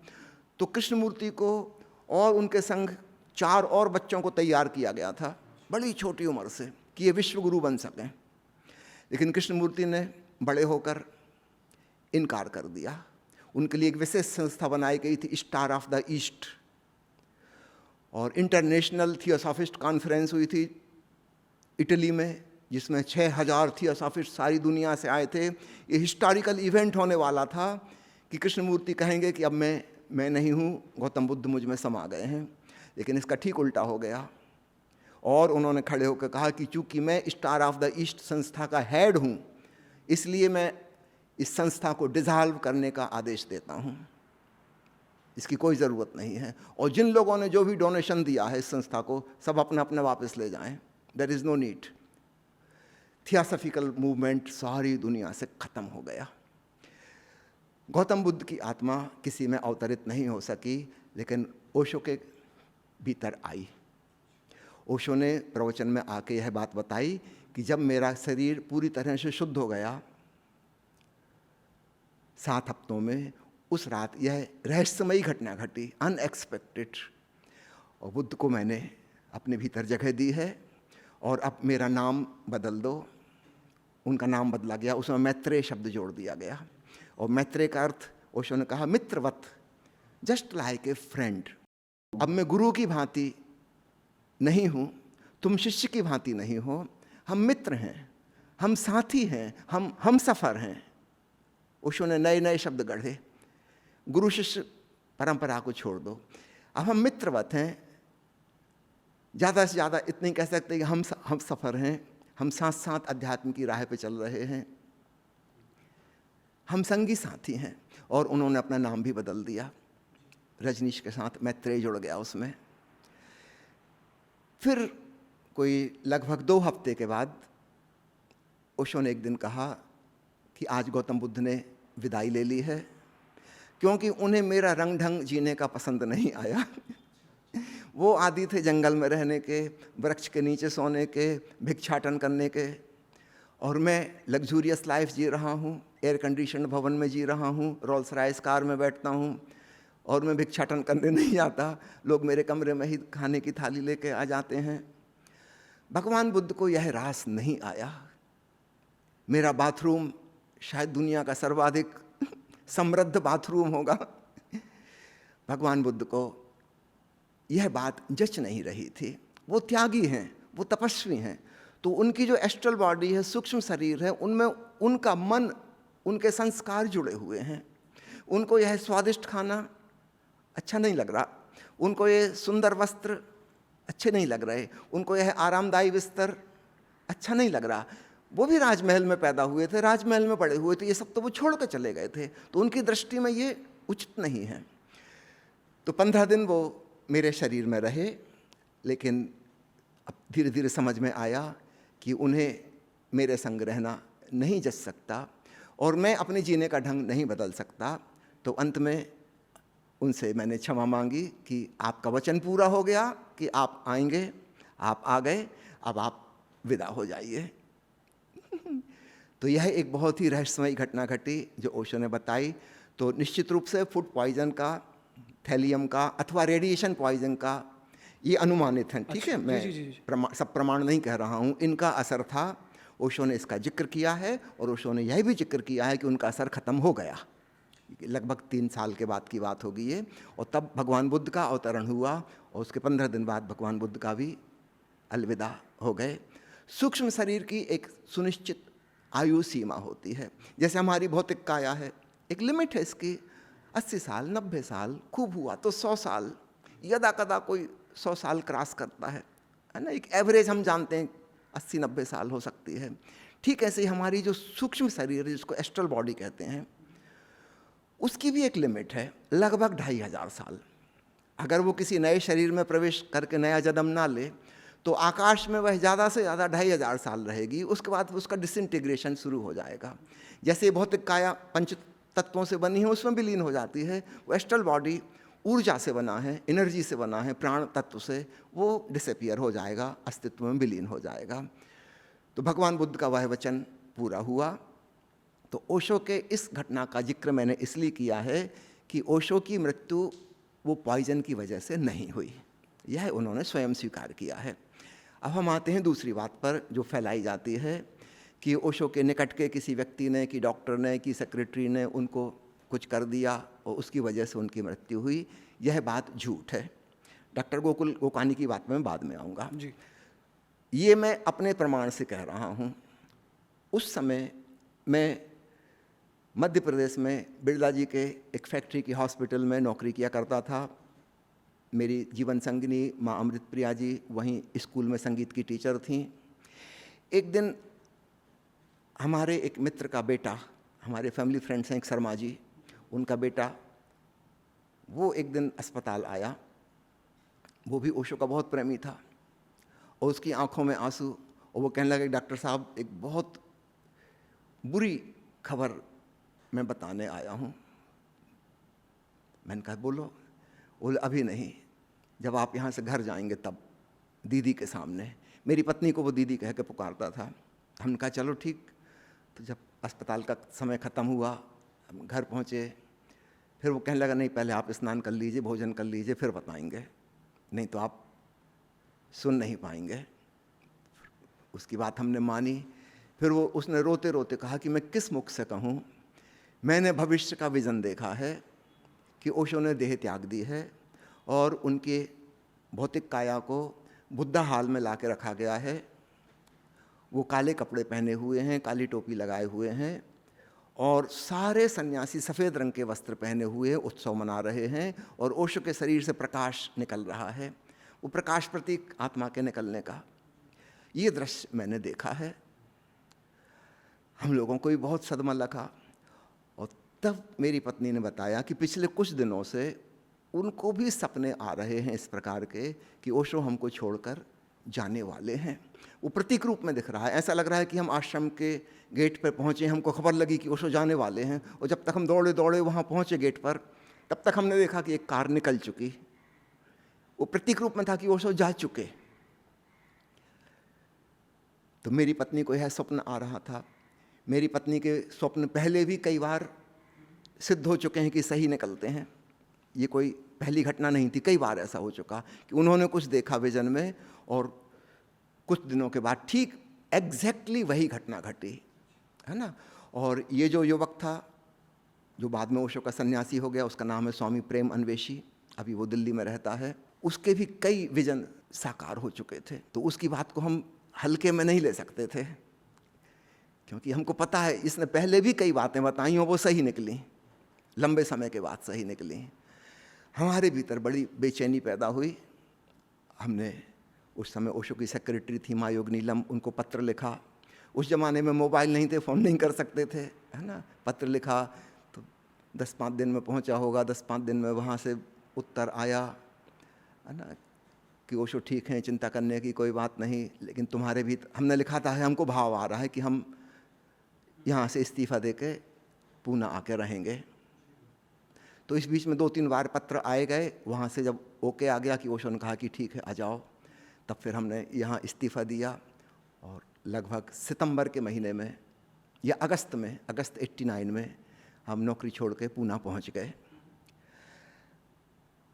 प्रेम अन्वेषी की बात में एक चीज़ पे विश्वास नहीं हो रहा था। वो जो कह रहा है कि सब लोग सफ़ेद रंग के वस्त्र पहने हैं, और जबकि ओशो ने ड्रेस कोड ख़त्म कर दिया था।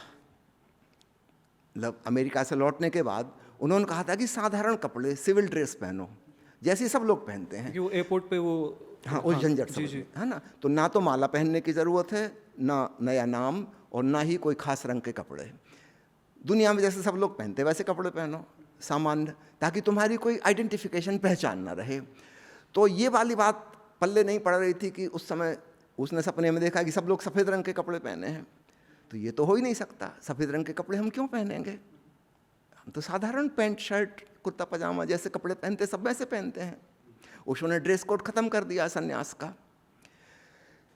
जब सितंबर के महीने में एक दिन ओशो के सेक्रेटरी ने आके सूचना दी सबको कि कल से एक नया ड्रेस कोड लागू होगा। दिन में ध्यान करते समय अथवा आश्रम में कार्य करते समय मैरून रंग का गाउन पहनना है सबको, और शाम को जब ओशो आते हैं उस समय सफ़ेद रंग का गाउन पहनना है। तब हमारे दिल पे और गहरी चोट लगी कि वो विजन की दिशा में आगे बढ़ रहे हैं। अच्छा, चूंकि मुझे और मेरी पत्नी को ये बात पहले से पता थी कि ओशो शरीर छोड़ने वाले हैं, इस बीच में हमने कुछ चीज़ें ऑब्जर्व की जो किसी और की नज़र में नहीं आई।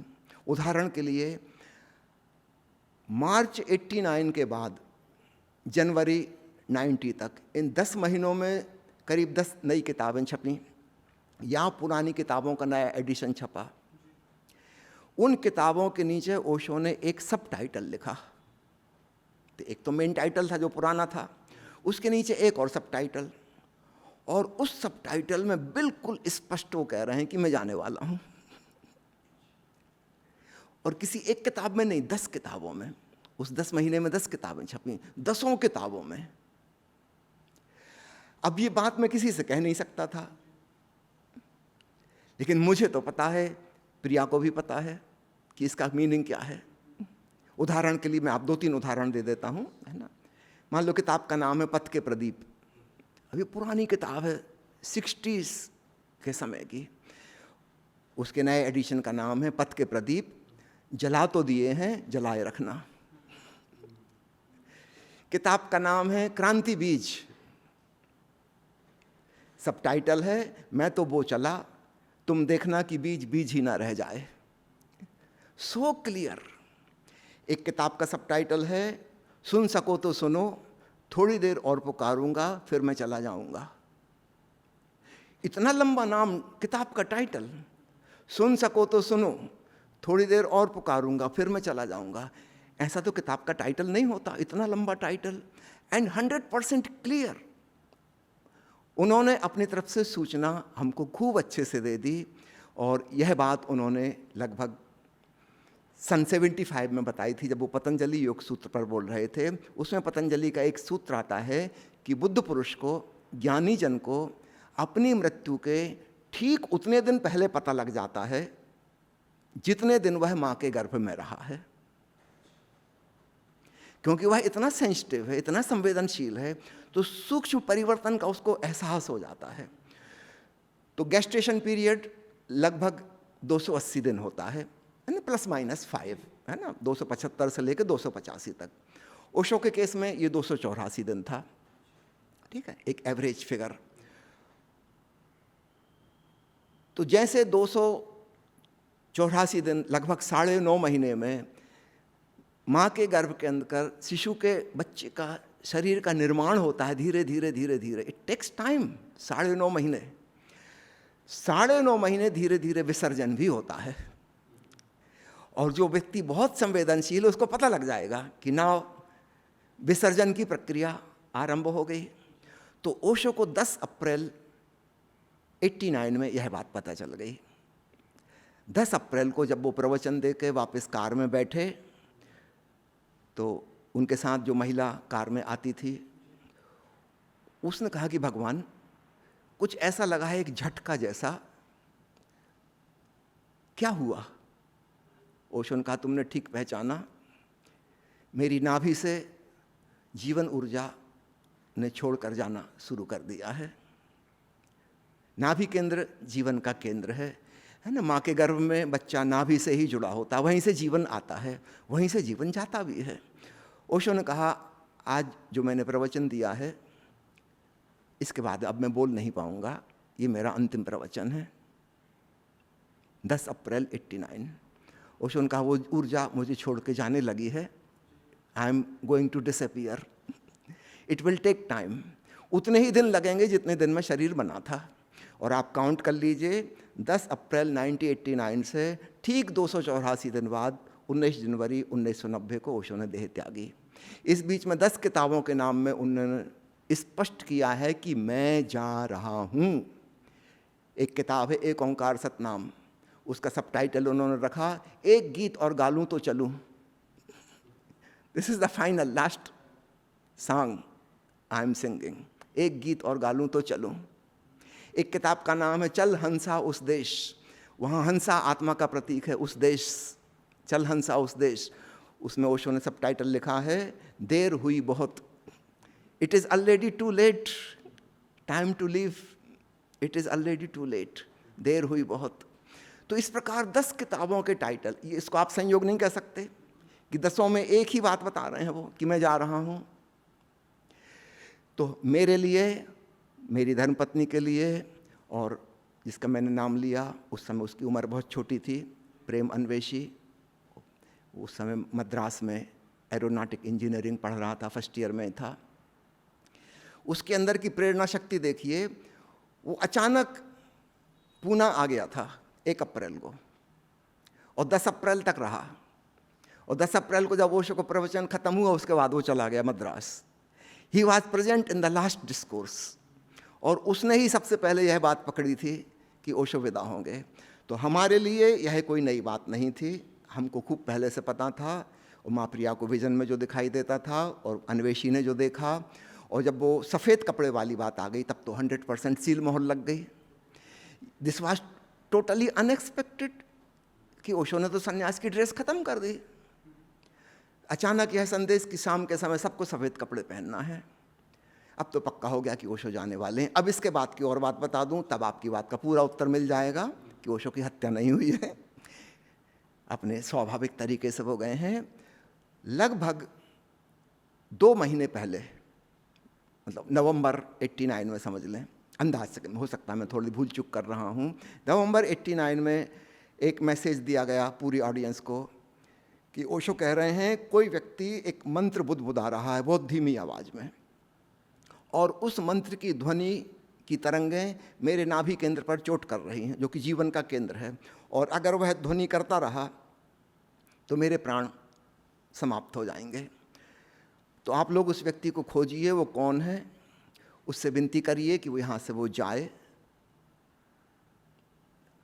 अब ये वाली बात बड़ी अजीब थी और हम लोग बहुत टेंशन में आ गए। मैं अपनी बात बता रहा हूँ, और जो मुझ पर बीती मैं समझता हूँ सभी ओशो प्रेमियों पर वही बीती होगी। हम लोग खूब तनावग्रस्त हो गए कि कहाँ की आवाज़ है, कौन कर रहा है। हम लोग खोजबीन में लग गए। यानी ऐसा आ गया कि ओशो आके बैठे हैं सामने, हम उनकी तरफ ना देख के वो सुनने में लगे कहाँ से आवाज़ आ रही है, कौन कर रहा है, उसको पकड़ें, उसको यहाँ से विदा करें। और बहुत सारे सन्यासी लोग जो सोशल वहाँ की सिक्योरिटी में थे, गार्ड्स थे, है ना, वो लोग ओशो की तरफ मुख ना करके उल्टी तरफ मुख करके बैठने लगे कि हम लोग देखें ऑडियंस में से कोई आवाज़ कर रहा, वो कौन है। ऐसा कोई मिले ही ना ही कोई आवाज़ को पकड़ पाए कि कौन सी आवाज़। फिर 4-6 दिन बाद फिर संदेश आए कि ओशो कह रहे हैं कि वह आवाज़ अभी भी हो रही है और उनके नाभि केंद्र को, उनकी प्राण शक्ति को चोट पहुंचा रही है, और अगर ये चलता रहा तो जल्दी ही वो शरीर से विदा ले लेंगे। एक इमरजेंसी सिचुएशन, और हम बड़े लाचार महसूस कर रहे हैं अपने आप को कि हद हो गई, हम कुछ कर ही नहीं पा रहे, हमको वो आवाज़ ही नहीं सुनाई दे रही, तो हम कैसे पता लगाएं कौन कर रहा है। मैं क्या करता था, मैं जहाँ यूजुअली बैठता था मैं अपनी जगह चेंज करके अगले दिन कहीं और बैठता, अगले दिन कहीं और बैठता, शायद उस कोने से आवाज़ आ रही हो, शायद यहाँ से आ रही हो, कुछ पता ही ना चले। और वो मैसेज बार बार आता रहे कि ओशो कह रहे हैं कि वो आवाज़ हो रही है, या तो उस व्यक्ति को विदा करो, खोजो, या फिर मैं विदा हो जाऊंगा। उस समय हमको नहीं समझ में आई, हम बहुत फ्रस्ट्रेटेड महसूस किए, है ना, एक प्रकार की निराशा कि हम कुछ भी अपने गुरु के लिए नहीं कर पा रहे और कोई भी नहीं कर पा रहा। और ओशो ने एक दिन देह त्याग दी। 8 साल बाद मुझे पता चला कि ओशो क्या कह रहे थे। 8 साल बाद वह रहस्यमयी आवाज़ एक दिन, संयोग की बात, वह दिन 19 जनवरी ही था सन 1998 में। मैं और मेरी धर्मपत्नी हम दोनों रोज़ सुबह से उठ के डायनेमिक मेडिटेशन किया करते थे। मेडिटेशन करने के बाद मुझे एक आवाज़ सुनाई पड़ने लगी। मैंने अपनी पत्नी से जिक्र नहीं किया, मैं समझा भी नहीं कि ये आवाज़ क्या है ना, एक अजीब सी ध्वनि, और मेरी पत्नी को भी सुनाई पड़ रही उसी दिन। उसने मुझे नहीं बताया। अब मैं अपनी ड्यूटी पर चला गया हॉस्पिटल, मेरी पत्नी अपनी ड्यूटी पे चली गई स्कूल। फिर हम लोगों का शाम को ही मुलाकात होती थी। शाम को हम दोनों की बातचीत में पता चला, मैंने कहा कि मुझे ऐसा ऐसा सुनाई दे रहा है, वो बोली कह रही मुझे भी सुनाई दे रही है, बिल्कुल यही जो तुम कह रहे हो। अब बड़ी हैरानी की बात, हम लोग इस कमरे में सुने, उस कमरे में जाके सुने, बाहर बगीचे में जाके सुने, सब जगह सुनाई दे रही। उसका सोर्स नहीं पता चल रहा कहाँ से आ रही जी। आवाज़। हमारे एक फैमिली फ्रेंड्स थे, रात को हमने उनको डिनर पे बुलाया था, तो हम लोगों ने उनसे निवेदन किया, वो पति पत्नी, उनका बच्चे आए थे दोनों, हमने उनसे कहा कि तुम लोग सुनो, एक विचित्र आवाज़ आ रही है। उन लोगों ने सुना, वो कहने लगी कोई आवाज़ नहीं। हम उनको बाहर बगीचे में ले गए, अलग अलग कमरे में ले गए, हम कहा गौर से सुनिए क्योंकि हम दोनों को सुनाई दे रही है। वो कहें ऐसी कोई आवाज़ नहीं है। हम बड़े चकित, क्या फिर अचानक वह रहस्योद्घाटन हुआ कि ओशो इस आवाज़ की तरफ इशारा कर रहे थे जो गहरे ध्यान में सुनाई देती है, और इस आवाज़ को सुनकर समाधि लग जाती है। यह बात समझ में आई। तो ओशो वो जो कह रहे थे कि कोई व्यक्ति मंत्रोच्चार कर रहा है, वो एक डिवाइस थी, इट वॉज नॉट फैक्ट। लेकिन वो हमको चाह रहे थे कि हम इतने शांत हो जाएं, ऐसे ध्यानस्थ हो जाएं, हमारी खोपड़ी में विचारों का शोरगुल बंद हो जाए कि उस शांति में, उस सन्नाटे में वह परमात्मा की ध्वनि हम सुन पाएं। ये एक डिवाइस थी जिसको हम कहते हैं ओम की ध्वनि, अथवा राम राम जैसी कोई आवाज़। कोई तेजी से राम राम का जप कर रहा हो, धीरे धीरे धीरे रा विलीन हो जाए, सिर्फ माँ ही रह जाए, या ओम ओम ओम कोई कहे और धीरे धीरे ओ गायब हो जाए, ओवरलैपिंग, और एक हमिंग साउंड जैसी रह जाए। ओशो इसकी तरफ इशारा कर रहे थे जिसको सुनकर समाधि लग जाती है। यह वह प्रणव ध्वनि है जिसको अनाहत नाद कहते हैं। तो हमको 8 साल बाद ये रिविलेशन हुआ। माँ यह देखती तो उनको बहुत तकलीफ़ होती कि वो सिर्फ एक कटोरी में कुछ बॉइल्ड वेजिटेबल्स, दाल, बस एक कटोरी उतना सा खाना खाते थे। धीरे धीरे देह विसर्जन की तैयारी हो रही है। तो गोकानी जी को बुलाया गया था क्योंकि वो पूना के रजिस्टर्ड प्रैक्टिशनर हैं, वो ओशो के सन्यासी हैं, कई सालों से वहाँ रह रहे हैं। आश्रम के भी वो डॉक्टर हैं, आश्रम में भी कोई बीमार पड़ता है तो उनको बुलाया जाता है, बाहर भी वो प्रैक्टिस करते हैं, आश्रम के हॉस्पिटल में भी ज़रूरत पड़ने पर बुलाया जाता है। उनको बुलाया गया है दोपहर को, क्योंकि यह अनुमान था कि आज ओशो ने कह दिया है कि वो चले जाएंगे। अब लेकिन इस समय तो नहीं पता कब जाएंगे, तो नेचुरली गोकानी जी को इंतज़ार करना पड़ा। अब इस बात को उन्होंने ट्विस्ट कर लिया दूसरे ढंग से, जो कि बिल्कुल ही रॉन्ग है। मैं नहीं कह रहा कि जानबूझ के उन्होंने ट्विस्ट किया, उनको वैसा दिखा होगा, है ना, इट इज़ हिज पर्सपेक्टिव। उन्होंने एक नेगेटिव दृष्टिकोण से देखा कि जैसे कोई साजिश की जा रही है कि ओशो को कोई जहर का इंजेक्शन दिया जा रहा है और उनको ज़बरदस्ती बिठाल कर रखा गया है। नहीं, ऐसा नहीं है।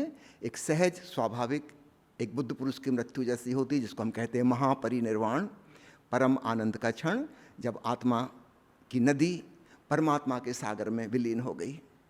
ये महामिलन है, ये कोई दुखद घटना नहीं है। और ओशो ने अपने पहले भी जो सन्यासी विदा हुए उन सबकी डेथ का सेलिब्रेशन करवाया, और हमेशा ऐसा ही करवाया। 10 मिनट के लिए डेड बॉडी को बुद्ध हाल में लाया जाता है, सब लोग सेलिब्रेट करते हैं और उसके बाद शमशान घाट ले जाते हैं। ये कोई नई बात नहीं है कि जो ओशो के साथ हुई। मेरे पिताजी की मृत्यु हुई थी, वो भी बिल्कुल ठीक ऐसी हुई थी। केवल 10 मिनट के लिए बुद्ध हाल में लाए थे, सब लोगों ने सेलिब्रेशन किया, भजन कीर्तन किया, और सब लोग नाचते गाते बजाते हुए शमशान घाट ले गए। और अन्य मृत्युएं हुई। जर्मनी के राजकुमार स्वामी विमल कीर्ति की मृत्यु हुई थी। उनका पूरा राज परिवार, यूरोप के बहुत से राज परिवार के लोग इकट्ठे हुए थे। बिल्कुल यही ओशो ने यही सिस्टम बनाया था कि 10 मिनट के लिए बुद्ध हाल में लाई जाएगी लाश को, उसके बाद शमशान घाट। तो ओशो के संग जैसा उन्होंने कहा था ठीक वैसा ही किया गया, है ना। तो इसमें कोई अनोखी घटना नहीं है कि अचानक जब जल्दी जल्दी लाश को दफना दिया गया। हे, ओशो के पहले 4-5 मृत्युएं हुई हैं आश्रम में, उन सबके साथ भी यही किया गया था जो ओशो का निर्देश था। अगर कोई अजीब बात होती, नई बात होती, तो हम उस पर शक करते। बिल्कुल भी शक की कोई गुंजाइश नहीं है। और डॉक्टर गोकानी को 4 घंटे इंतजार करना पड़ा, क्योंकि ओशो ने ये नहीं कहा था कि कितने बजे छोड़ देंगे उन्होंने कहा था कि आज मैं विदा हो जाऊंगा जी। तो जैसी हमें सूचना डॉक्टर अमृतो से मिली कि लगभग 5 बजे ओशो की नब्ज चलना बंद हुई। वो उस समय नब्ज ही देख रहे थे, और जब उन्होंने देखा कि नब्ज बिल्कुल इर्रेगुलर हो गई है और ब्लड प्रेशर रिकॉर्डेबल अब नहीं है, तब डॉक्टर अमृतो ने अंतिम वचन जो ओशो से कहा कि Osho, it seems this is it. Osho ने हल्का सा सिर हिलाया, कहा कि यस दिस इज़ इट, और नब्ज बंद हो गई। This was his last words. Last and this is it, है ना, जा रहे हैं। इस बात को एक बिल्कुल दूसरे दृष्टिकोण से देखें तो ना तो अमेरिका द्वारा दिए गए जहर से उनकी मृत्यु हुई, उसका तो शरीर से शुद्धिकरण हो गया था, उसके बाद गौतम बुद्ध की आत्मा आई थी, फिर वह विदा हो गई।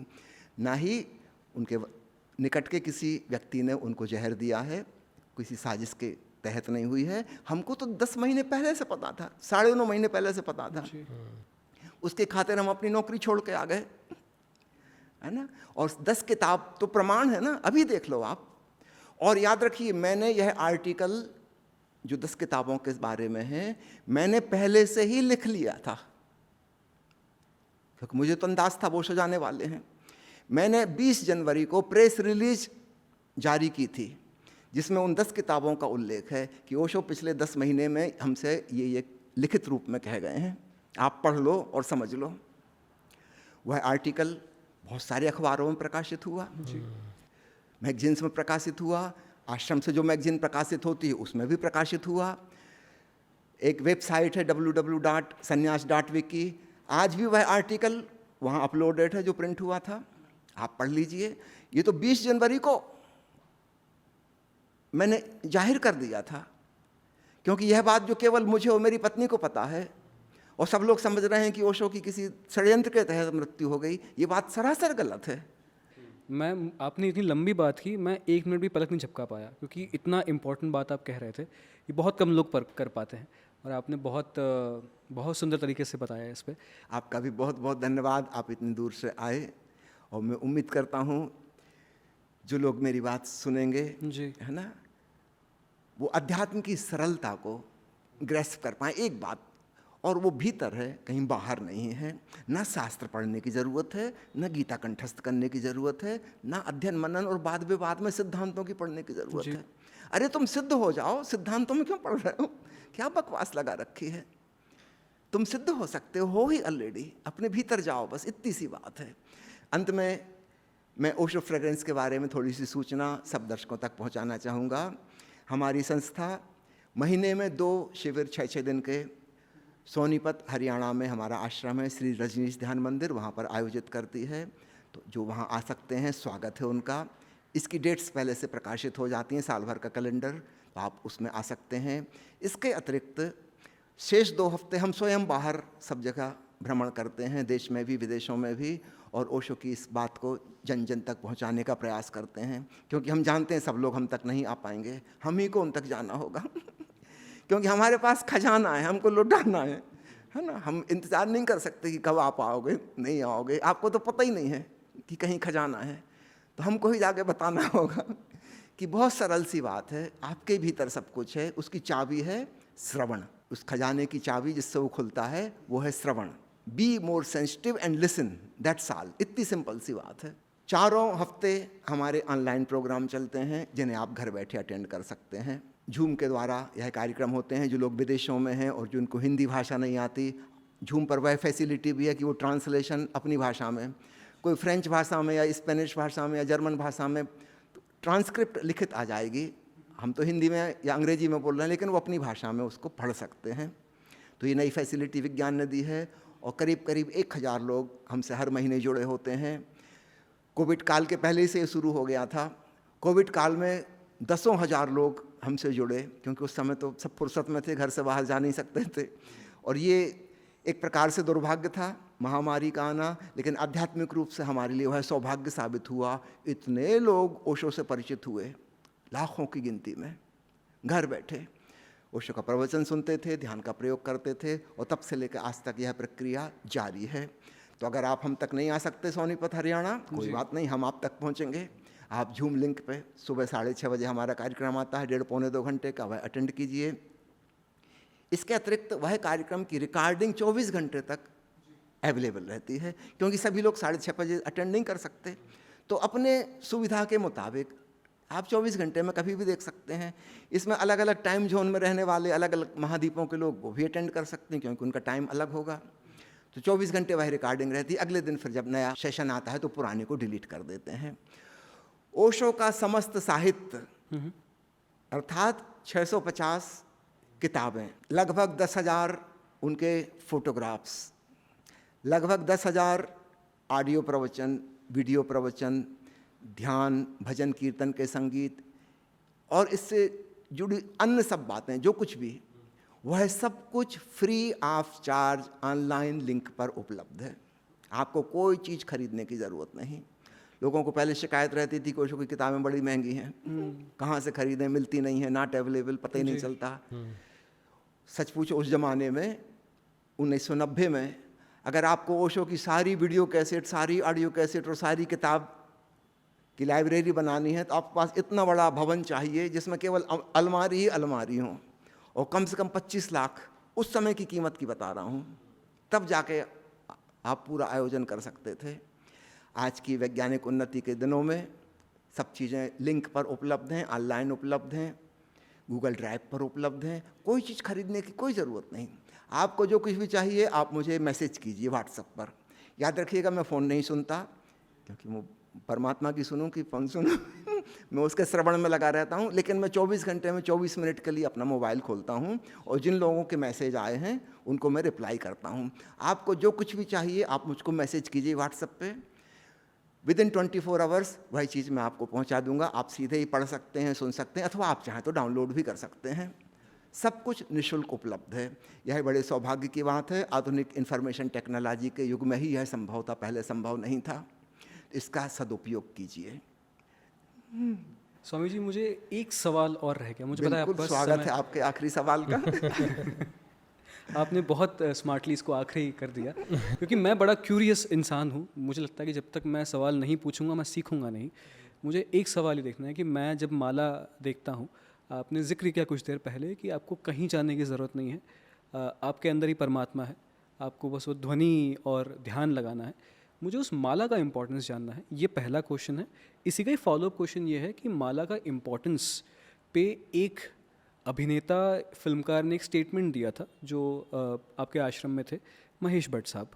उन्होंने कहा था कि उन्होंने इस माला को हटा के, तोड़ के गुस्से में कहीं और रख दिया था, और विनोद खन्ना साहब ने उनको बुलाया फिल्मिस्तान स्टूडियो में और उन्होंने कहा कि ओशो ने कहा है कि उनको माला वापस कीजिए, ऐसे तोड़ के मत कीजिए। भट्ट साहब ने कहा नहीं करूँगा तो उन्होंने कहा था कि ही विल डिस्ट्रॉय यू। तो मुझे इस पर प्लीज़ बताइए, एडुकेट कीजिए कि ये दो चीज़ें हैं, माला की इम्पोर्टेंस और उस समय ऐसा क्या हुआ था।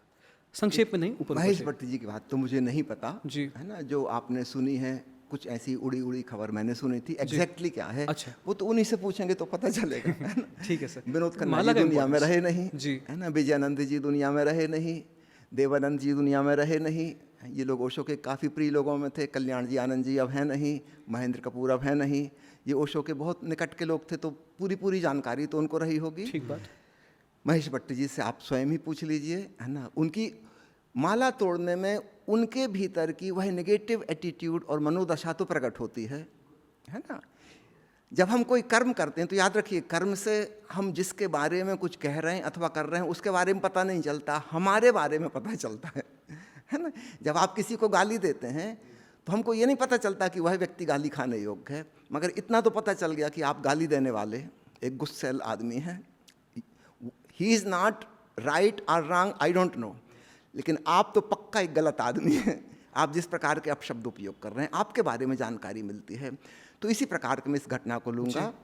कोई क्या कर्म करता है, कृत्य करता है ना, उसके बारे में जानकारी मिलती है। इससे माला के बारे में पता नहीं चलता, लेकिन उनके भीतर का क्रोध, फ्रस्ट्रेशन या जो कुछ भी है एग्जैक्टली तो वही बता पाएंगे, उनको उस समय क्या हुआ है ना, उसका पता चलता है। दूसरी बात, माला की इम्पॉर्टेंस। एक समय था ओशो ने आग्रह किया कि हम गेरुआ रंग के वस्त्र पहने, और उसमें भी एक खास कोट था, लुंगी कुर्ता, और सिर के ऊपर एक कपड़ा बांधें और माला पहने और नया नाम धारण करें। ठीक है, करीब करीब 15 साल तक यह चला। उसके बाद एक दिन ओशो ने मना कर दिया कि अब इसकी कोई ज़रूरत नहीं है। जो मैं तुम्हें देना चाहता था असली बात, वो है ध्यान, वह है ओंकार श्रवण। तुम असली बात को पकड़ो और ये बाहर का जो था इसको ड्रॉप करो, क्योंकि ये खतरा रहता है कि ऐसा ना हो कि हम बाहर की चीज़ों को पकड़ के बैठ जाएं और उसी के आधार पर एक संगठन और धर्म और संप्रदाय बना लें। यानी चूँकि रजनीशपुरम में ऐसा हुआ, शीला ने जो गलत काम किए उसमें से एक गलत काम ये भी है, उसने रजनीशिज्म नाम की एक किताब लिखी। अच्छा। उसका अनुवाद करीब 50 भाषाओं में करवाया, 50 देशों में बहुत बड़े पैमाने पर उसको डिस्ट्रीब्यूट किया। हिंदी में उसका नाम रखा था रजनीश धर्म, अंग्रेजी में रजनीशिज्म। जब ओशो को पता चला, उन्होंने पहले ही दिन कहा कि सारी किताबें इकट्ठी करो, आज ही होली जलाओ। जिस चीज़ के खिलाफ मैं जिंदगी भर लड़ता रहा हूँ, कट्टरपंथी संप्रदाय और धार्मिक एटीट्यूड, जिंदगी भर जिससे मैं लड़ा हूँ, तुम मेरे नाम पे वही कर रहे हो। हद हो गई।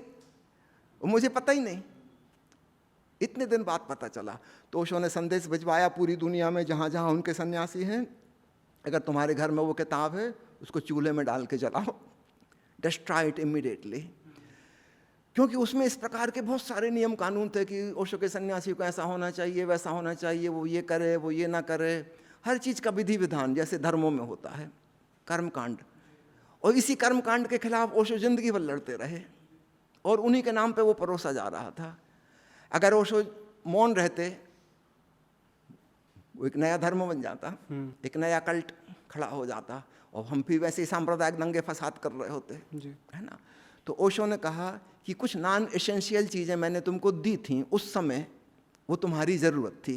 जैसे छोटे बच्चे को हम एक खिलौना पकड़ाते हैं, हम जानते हैं कि खिलौना में कुछ दम नहीं है, ये जो हेलीकॉप्टर है चाबी भर के उड़ता है, कि बैटरी से, रिमोट कंट्रोल से चलता है, इससे कहीं यात्रा नहीं होती। लेकिन बच्चे को हम सचमुच का हेलीकॉप्टर नहीं देते, उसके लिए खिलौना पकड़ाते हैं।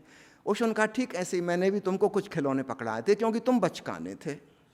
मैंने कहा एक खास रंग की कपड़ा पहनो, कि एक खास नाम तुम्हारा तुम्हें याद दिलाएगा कि तुम सन्यासी हो, माला पहना दी, एक रिमाइंडर। लेकिन अब तुम परिपक्व हो गए हो, 15 साल बीत चुके हैं, अब जो लोग मेरे पास हैं वे पकड़ लिए हैं असली ध्यान का सूत्र क्या है, अब वो सीधे ध्यान में डूबें, इस बाहर के आवरण को त्याग दें, इसको छोड़ दें। तो ओशो ने जिस प्रकार रजनीश धर्म की किताब में आग लगवाई, ठीक इसी प्रकार उन्होंने बाहरी जो आवरण था उसको उन्होंने कहा कि इसको छोड़ दो, इसकी ज़रूरत नहीं है। विशेषकर आश्रम में जब आओ, तब जो लास्ट के 3 महीनों में उन्होंने कहा था कि दिन में मैरून रंग के कपड़े पहनना और शाम को वाइट, केवल वो उन्होंने दोबारा लाए थे। लगभग बीच के 3-4 साल कोई ड्रेस कोड नहीं था, है ना, माला कोड भी नहीं था, माला की भी मना कर दी थी। असली बात है, अगर मैं माला पहने हूँ, किस लिए पहने हूँ, ओशो से मेरा हार्दिक लगाव है, ये मेरा प्रेम का प्रतीक है ना। समझो किसी युवती से आपका प्रेम, और उसने एक बहुत सुंदर रुमाल में आपको एक फूल बना के गिफ्ट कर दिया, यह रुमाल आपके लिए वैल्यूबल है। आप शायद लाखों रुपए में भी किसी को देने तैयार नहीं होंगे, क्योंकि उसमें किसी की भावनाएं जुड़ी हुई हैं, है ना। It has ट्रेमेंडस value for you. ठीक ऐसे ही जब ओशो ने हमको माला पहनाई, अपने हाथों से यह गिफ्ट हमको दी, तो हमारा हृदय, हमारी अंतरात्मा उससे जुड़ी हुई है, और हमारे लिए है ओशो का उपहार है, हमारे लिए बहुत कीमती है व्यक्तिगत रूप से, है ना। लेकिन इसको हम एक सामाजिक स्ट्रक्चर का ढांचा नहीं बनाना चाहते। ओशो ने स्वयं इसका विरोध किया, और जाते जाते उन्होंने वह सब बंद करवा दिया, इसकी कोई ज़रूरत नहीं है। क्योंकि ऐसा होता है कि गौण चीज़ें हावी हो जाती हैं, डोमिनेट करने लगती हैं, और मुख्य देशना वो गायब हो जाती है, क्योंकि वह सूक्ष्म है। ध्यान तो दिखाई नहीं देता, आप ध्यानपूर्ण हो कि नहीं मैं बाहर से तो नहीं जान सकता, आप परमात्मा का संगीत सुन रहे हो कि नहीं मुझे तो नहीं पता चलता। ऊपर ऊपर से कपड़े दिखाई देते हैं, माला दिखाई देती है, तो हम ऊपर ऊपर की चीज़ में फंस जाते हैं और भीतर की चीज़ को भूल जाते हैं। इसलिए ओशो ने कहा कि I just want to give you the most essential, and that is meditation and listen, that's all. बाहर की चीज़ों को तुम छोड़ दो। तो यह ओशो का संदेश था जी। तो इसलिए माला का मेरे लिए व्यक्तिगत महत्व है, लेकिन मैं नहीं चाहता कि यह किसी प्रकार का कल्ट या एक संगठन, एक संस्था का हिस्सा बने। इसलिए मैं कभी आग्रह नहीं करता, हमारे वहाँ श्री रजनीश ध्यान मंदिर में जो लोग आते हैं, हम उनको कोई आग्रह नहीं करते कि कौन से कपड़े पहनना है। हम बता देते हैं कि दिस इज़ रिकमेंडेड, अगर आप चाहो तो शाम के सेशन में सफ़ेद कपड़े पहनिए, और दिन के समय में मैरून अथवा गेरुआ जो आपको पसंद हो वह पहनिए। लेकिन हमारा कंपलसरी कुछ नहीं है, आपको अच्छा लगे तो, नहीं लगे तो आप जो कपड़े पहनना चाहें वो पहनिए, सिंपल। तो हमारा कोई आग्रह नहीं है। तो मेरा व्यक्तिगत लगाव है, ये एक अलग बात है, लेकिन मैं दूसरे के ऊपर नहीं थोपूंगा। क्या बात है स्वामी जी, आपसे बहुत सारी बातें करनी है पर समय की बड़ी कमी चलिए फिर दूसरे एपिसोड में करेंगे। पर मुझे आपसे लास्ट चीज़, जैसे आपने कहा कि एक समय था जब ओशो जी ने देखा विनोद खन्ना जी को, and he see through it कि क्या इशू है। वो इशू घर परिवार का नहीं था, वो ईर्ष्या थी। आप मुझसे बहुत बड़े, बहुत एक्सपीरियंस हैं, आपने जीवन बहुत देखा है। ऐसी कोई एक्सपीरियंस या कोई चीज़ आप मुझे सुझाव दे सके, क्योंकि हमने बहुत बात की और मेरा सौभाग्य है कि मैं आपकी एनर्जी के पास में रह सका। ऐसी कोई ऑब्जर्वेशन मेरे बारे में, कोई ऐसा फीडबैक या आपको लगा कि इसको बताऊंगा तो शायद ये ठीक करेगा, कोई ऐसी बात आपको लगती है? मैं आपके भीतर एक भावी सन्यासी को देख रहा हूँ। क्या बात है जी। आप एक आध्यात्मिक सिद्ध पुरुष हो सकते हैं, इसकी पूरी संभावना है, क्योंकि आपकी उसमें रुचि है। आपने जितने भी सवाल मुझसे पूछे सब अंतर्मुखता से संबंधित सवाल थे। आपने बाहर की ज़िंदगी की साधारण चीज़ों के बारे में नहीं पूछा, जीवन मर्रा की दिनचर्या की आम बातों के बारे में आपने नहीं पूछा। आपने जो भी सवाल उठाए सब बहुत इम्पॉर्टेंट इशू हैं। निश्चित रूप से आप अपने भीतर ऑब्जर्व करते हैं, चीज़ों को देखते हैं, परखते हैं, कहाँ समस्या है वो आप कैच कर पाते हैं। और जो व्यक्ति इतना ऑब्जर्व कर पा रहा है, जिसके अंदर सवाल पैदा हो रहे हैं, वो समाधान भी खोज लेगा। जी। दुर्भाग्यशाली वो लोग हैं जिनको सवाल भी नहीं दिख रहा, जो किसी अंधविश्वास में, किसी मान्यता में, कहीं सुनी बात में उलझे हुए हैं।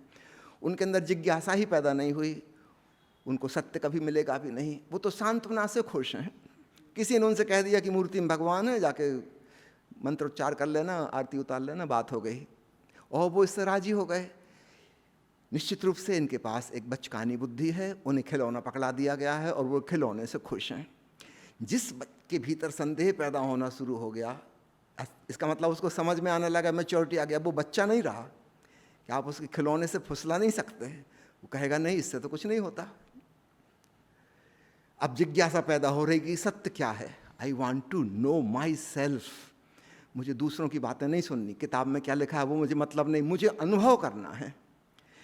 ये गहन जिज्ञासा जिसके भीतर जाग गई, वो एक दिन पाके ही रहेगा, वो रुक नहीं सकता। उसकी जिज्ञासा उसको कहीं चैन से बैठने ना देगी, कहेगी नहीं अभी बात बनी नहीं, और खोजो और तलाशो। किसी फिलॉसफी से, किसी सिद्धांत से, किसी दर्शन शास्त्र से आप सहमत नहीं हो सकते। आप कहोगे ठीक है, बात सुन ली, अच्छी लगी, मगर हमारे जीवन में तो कोई परिवर्तन नहीं हुआ। I want to transform my self.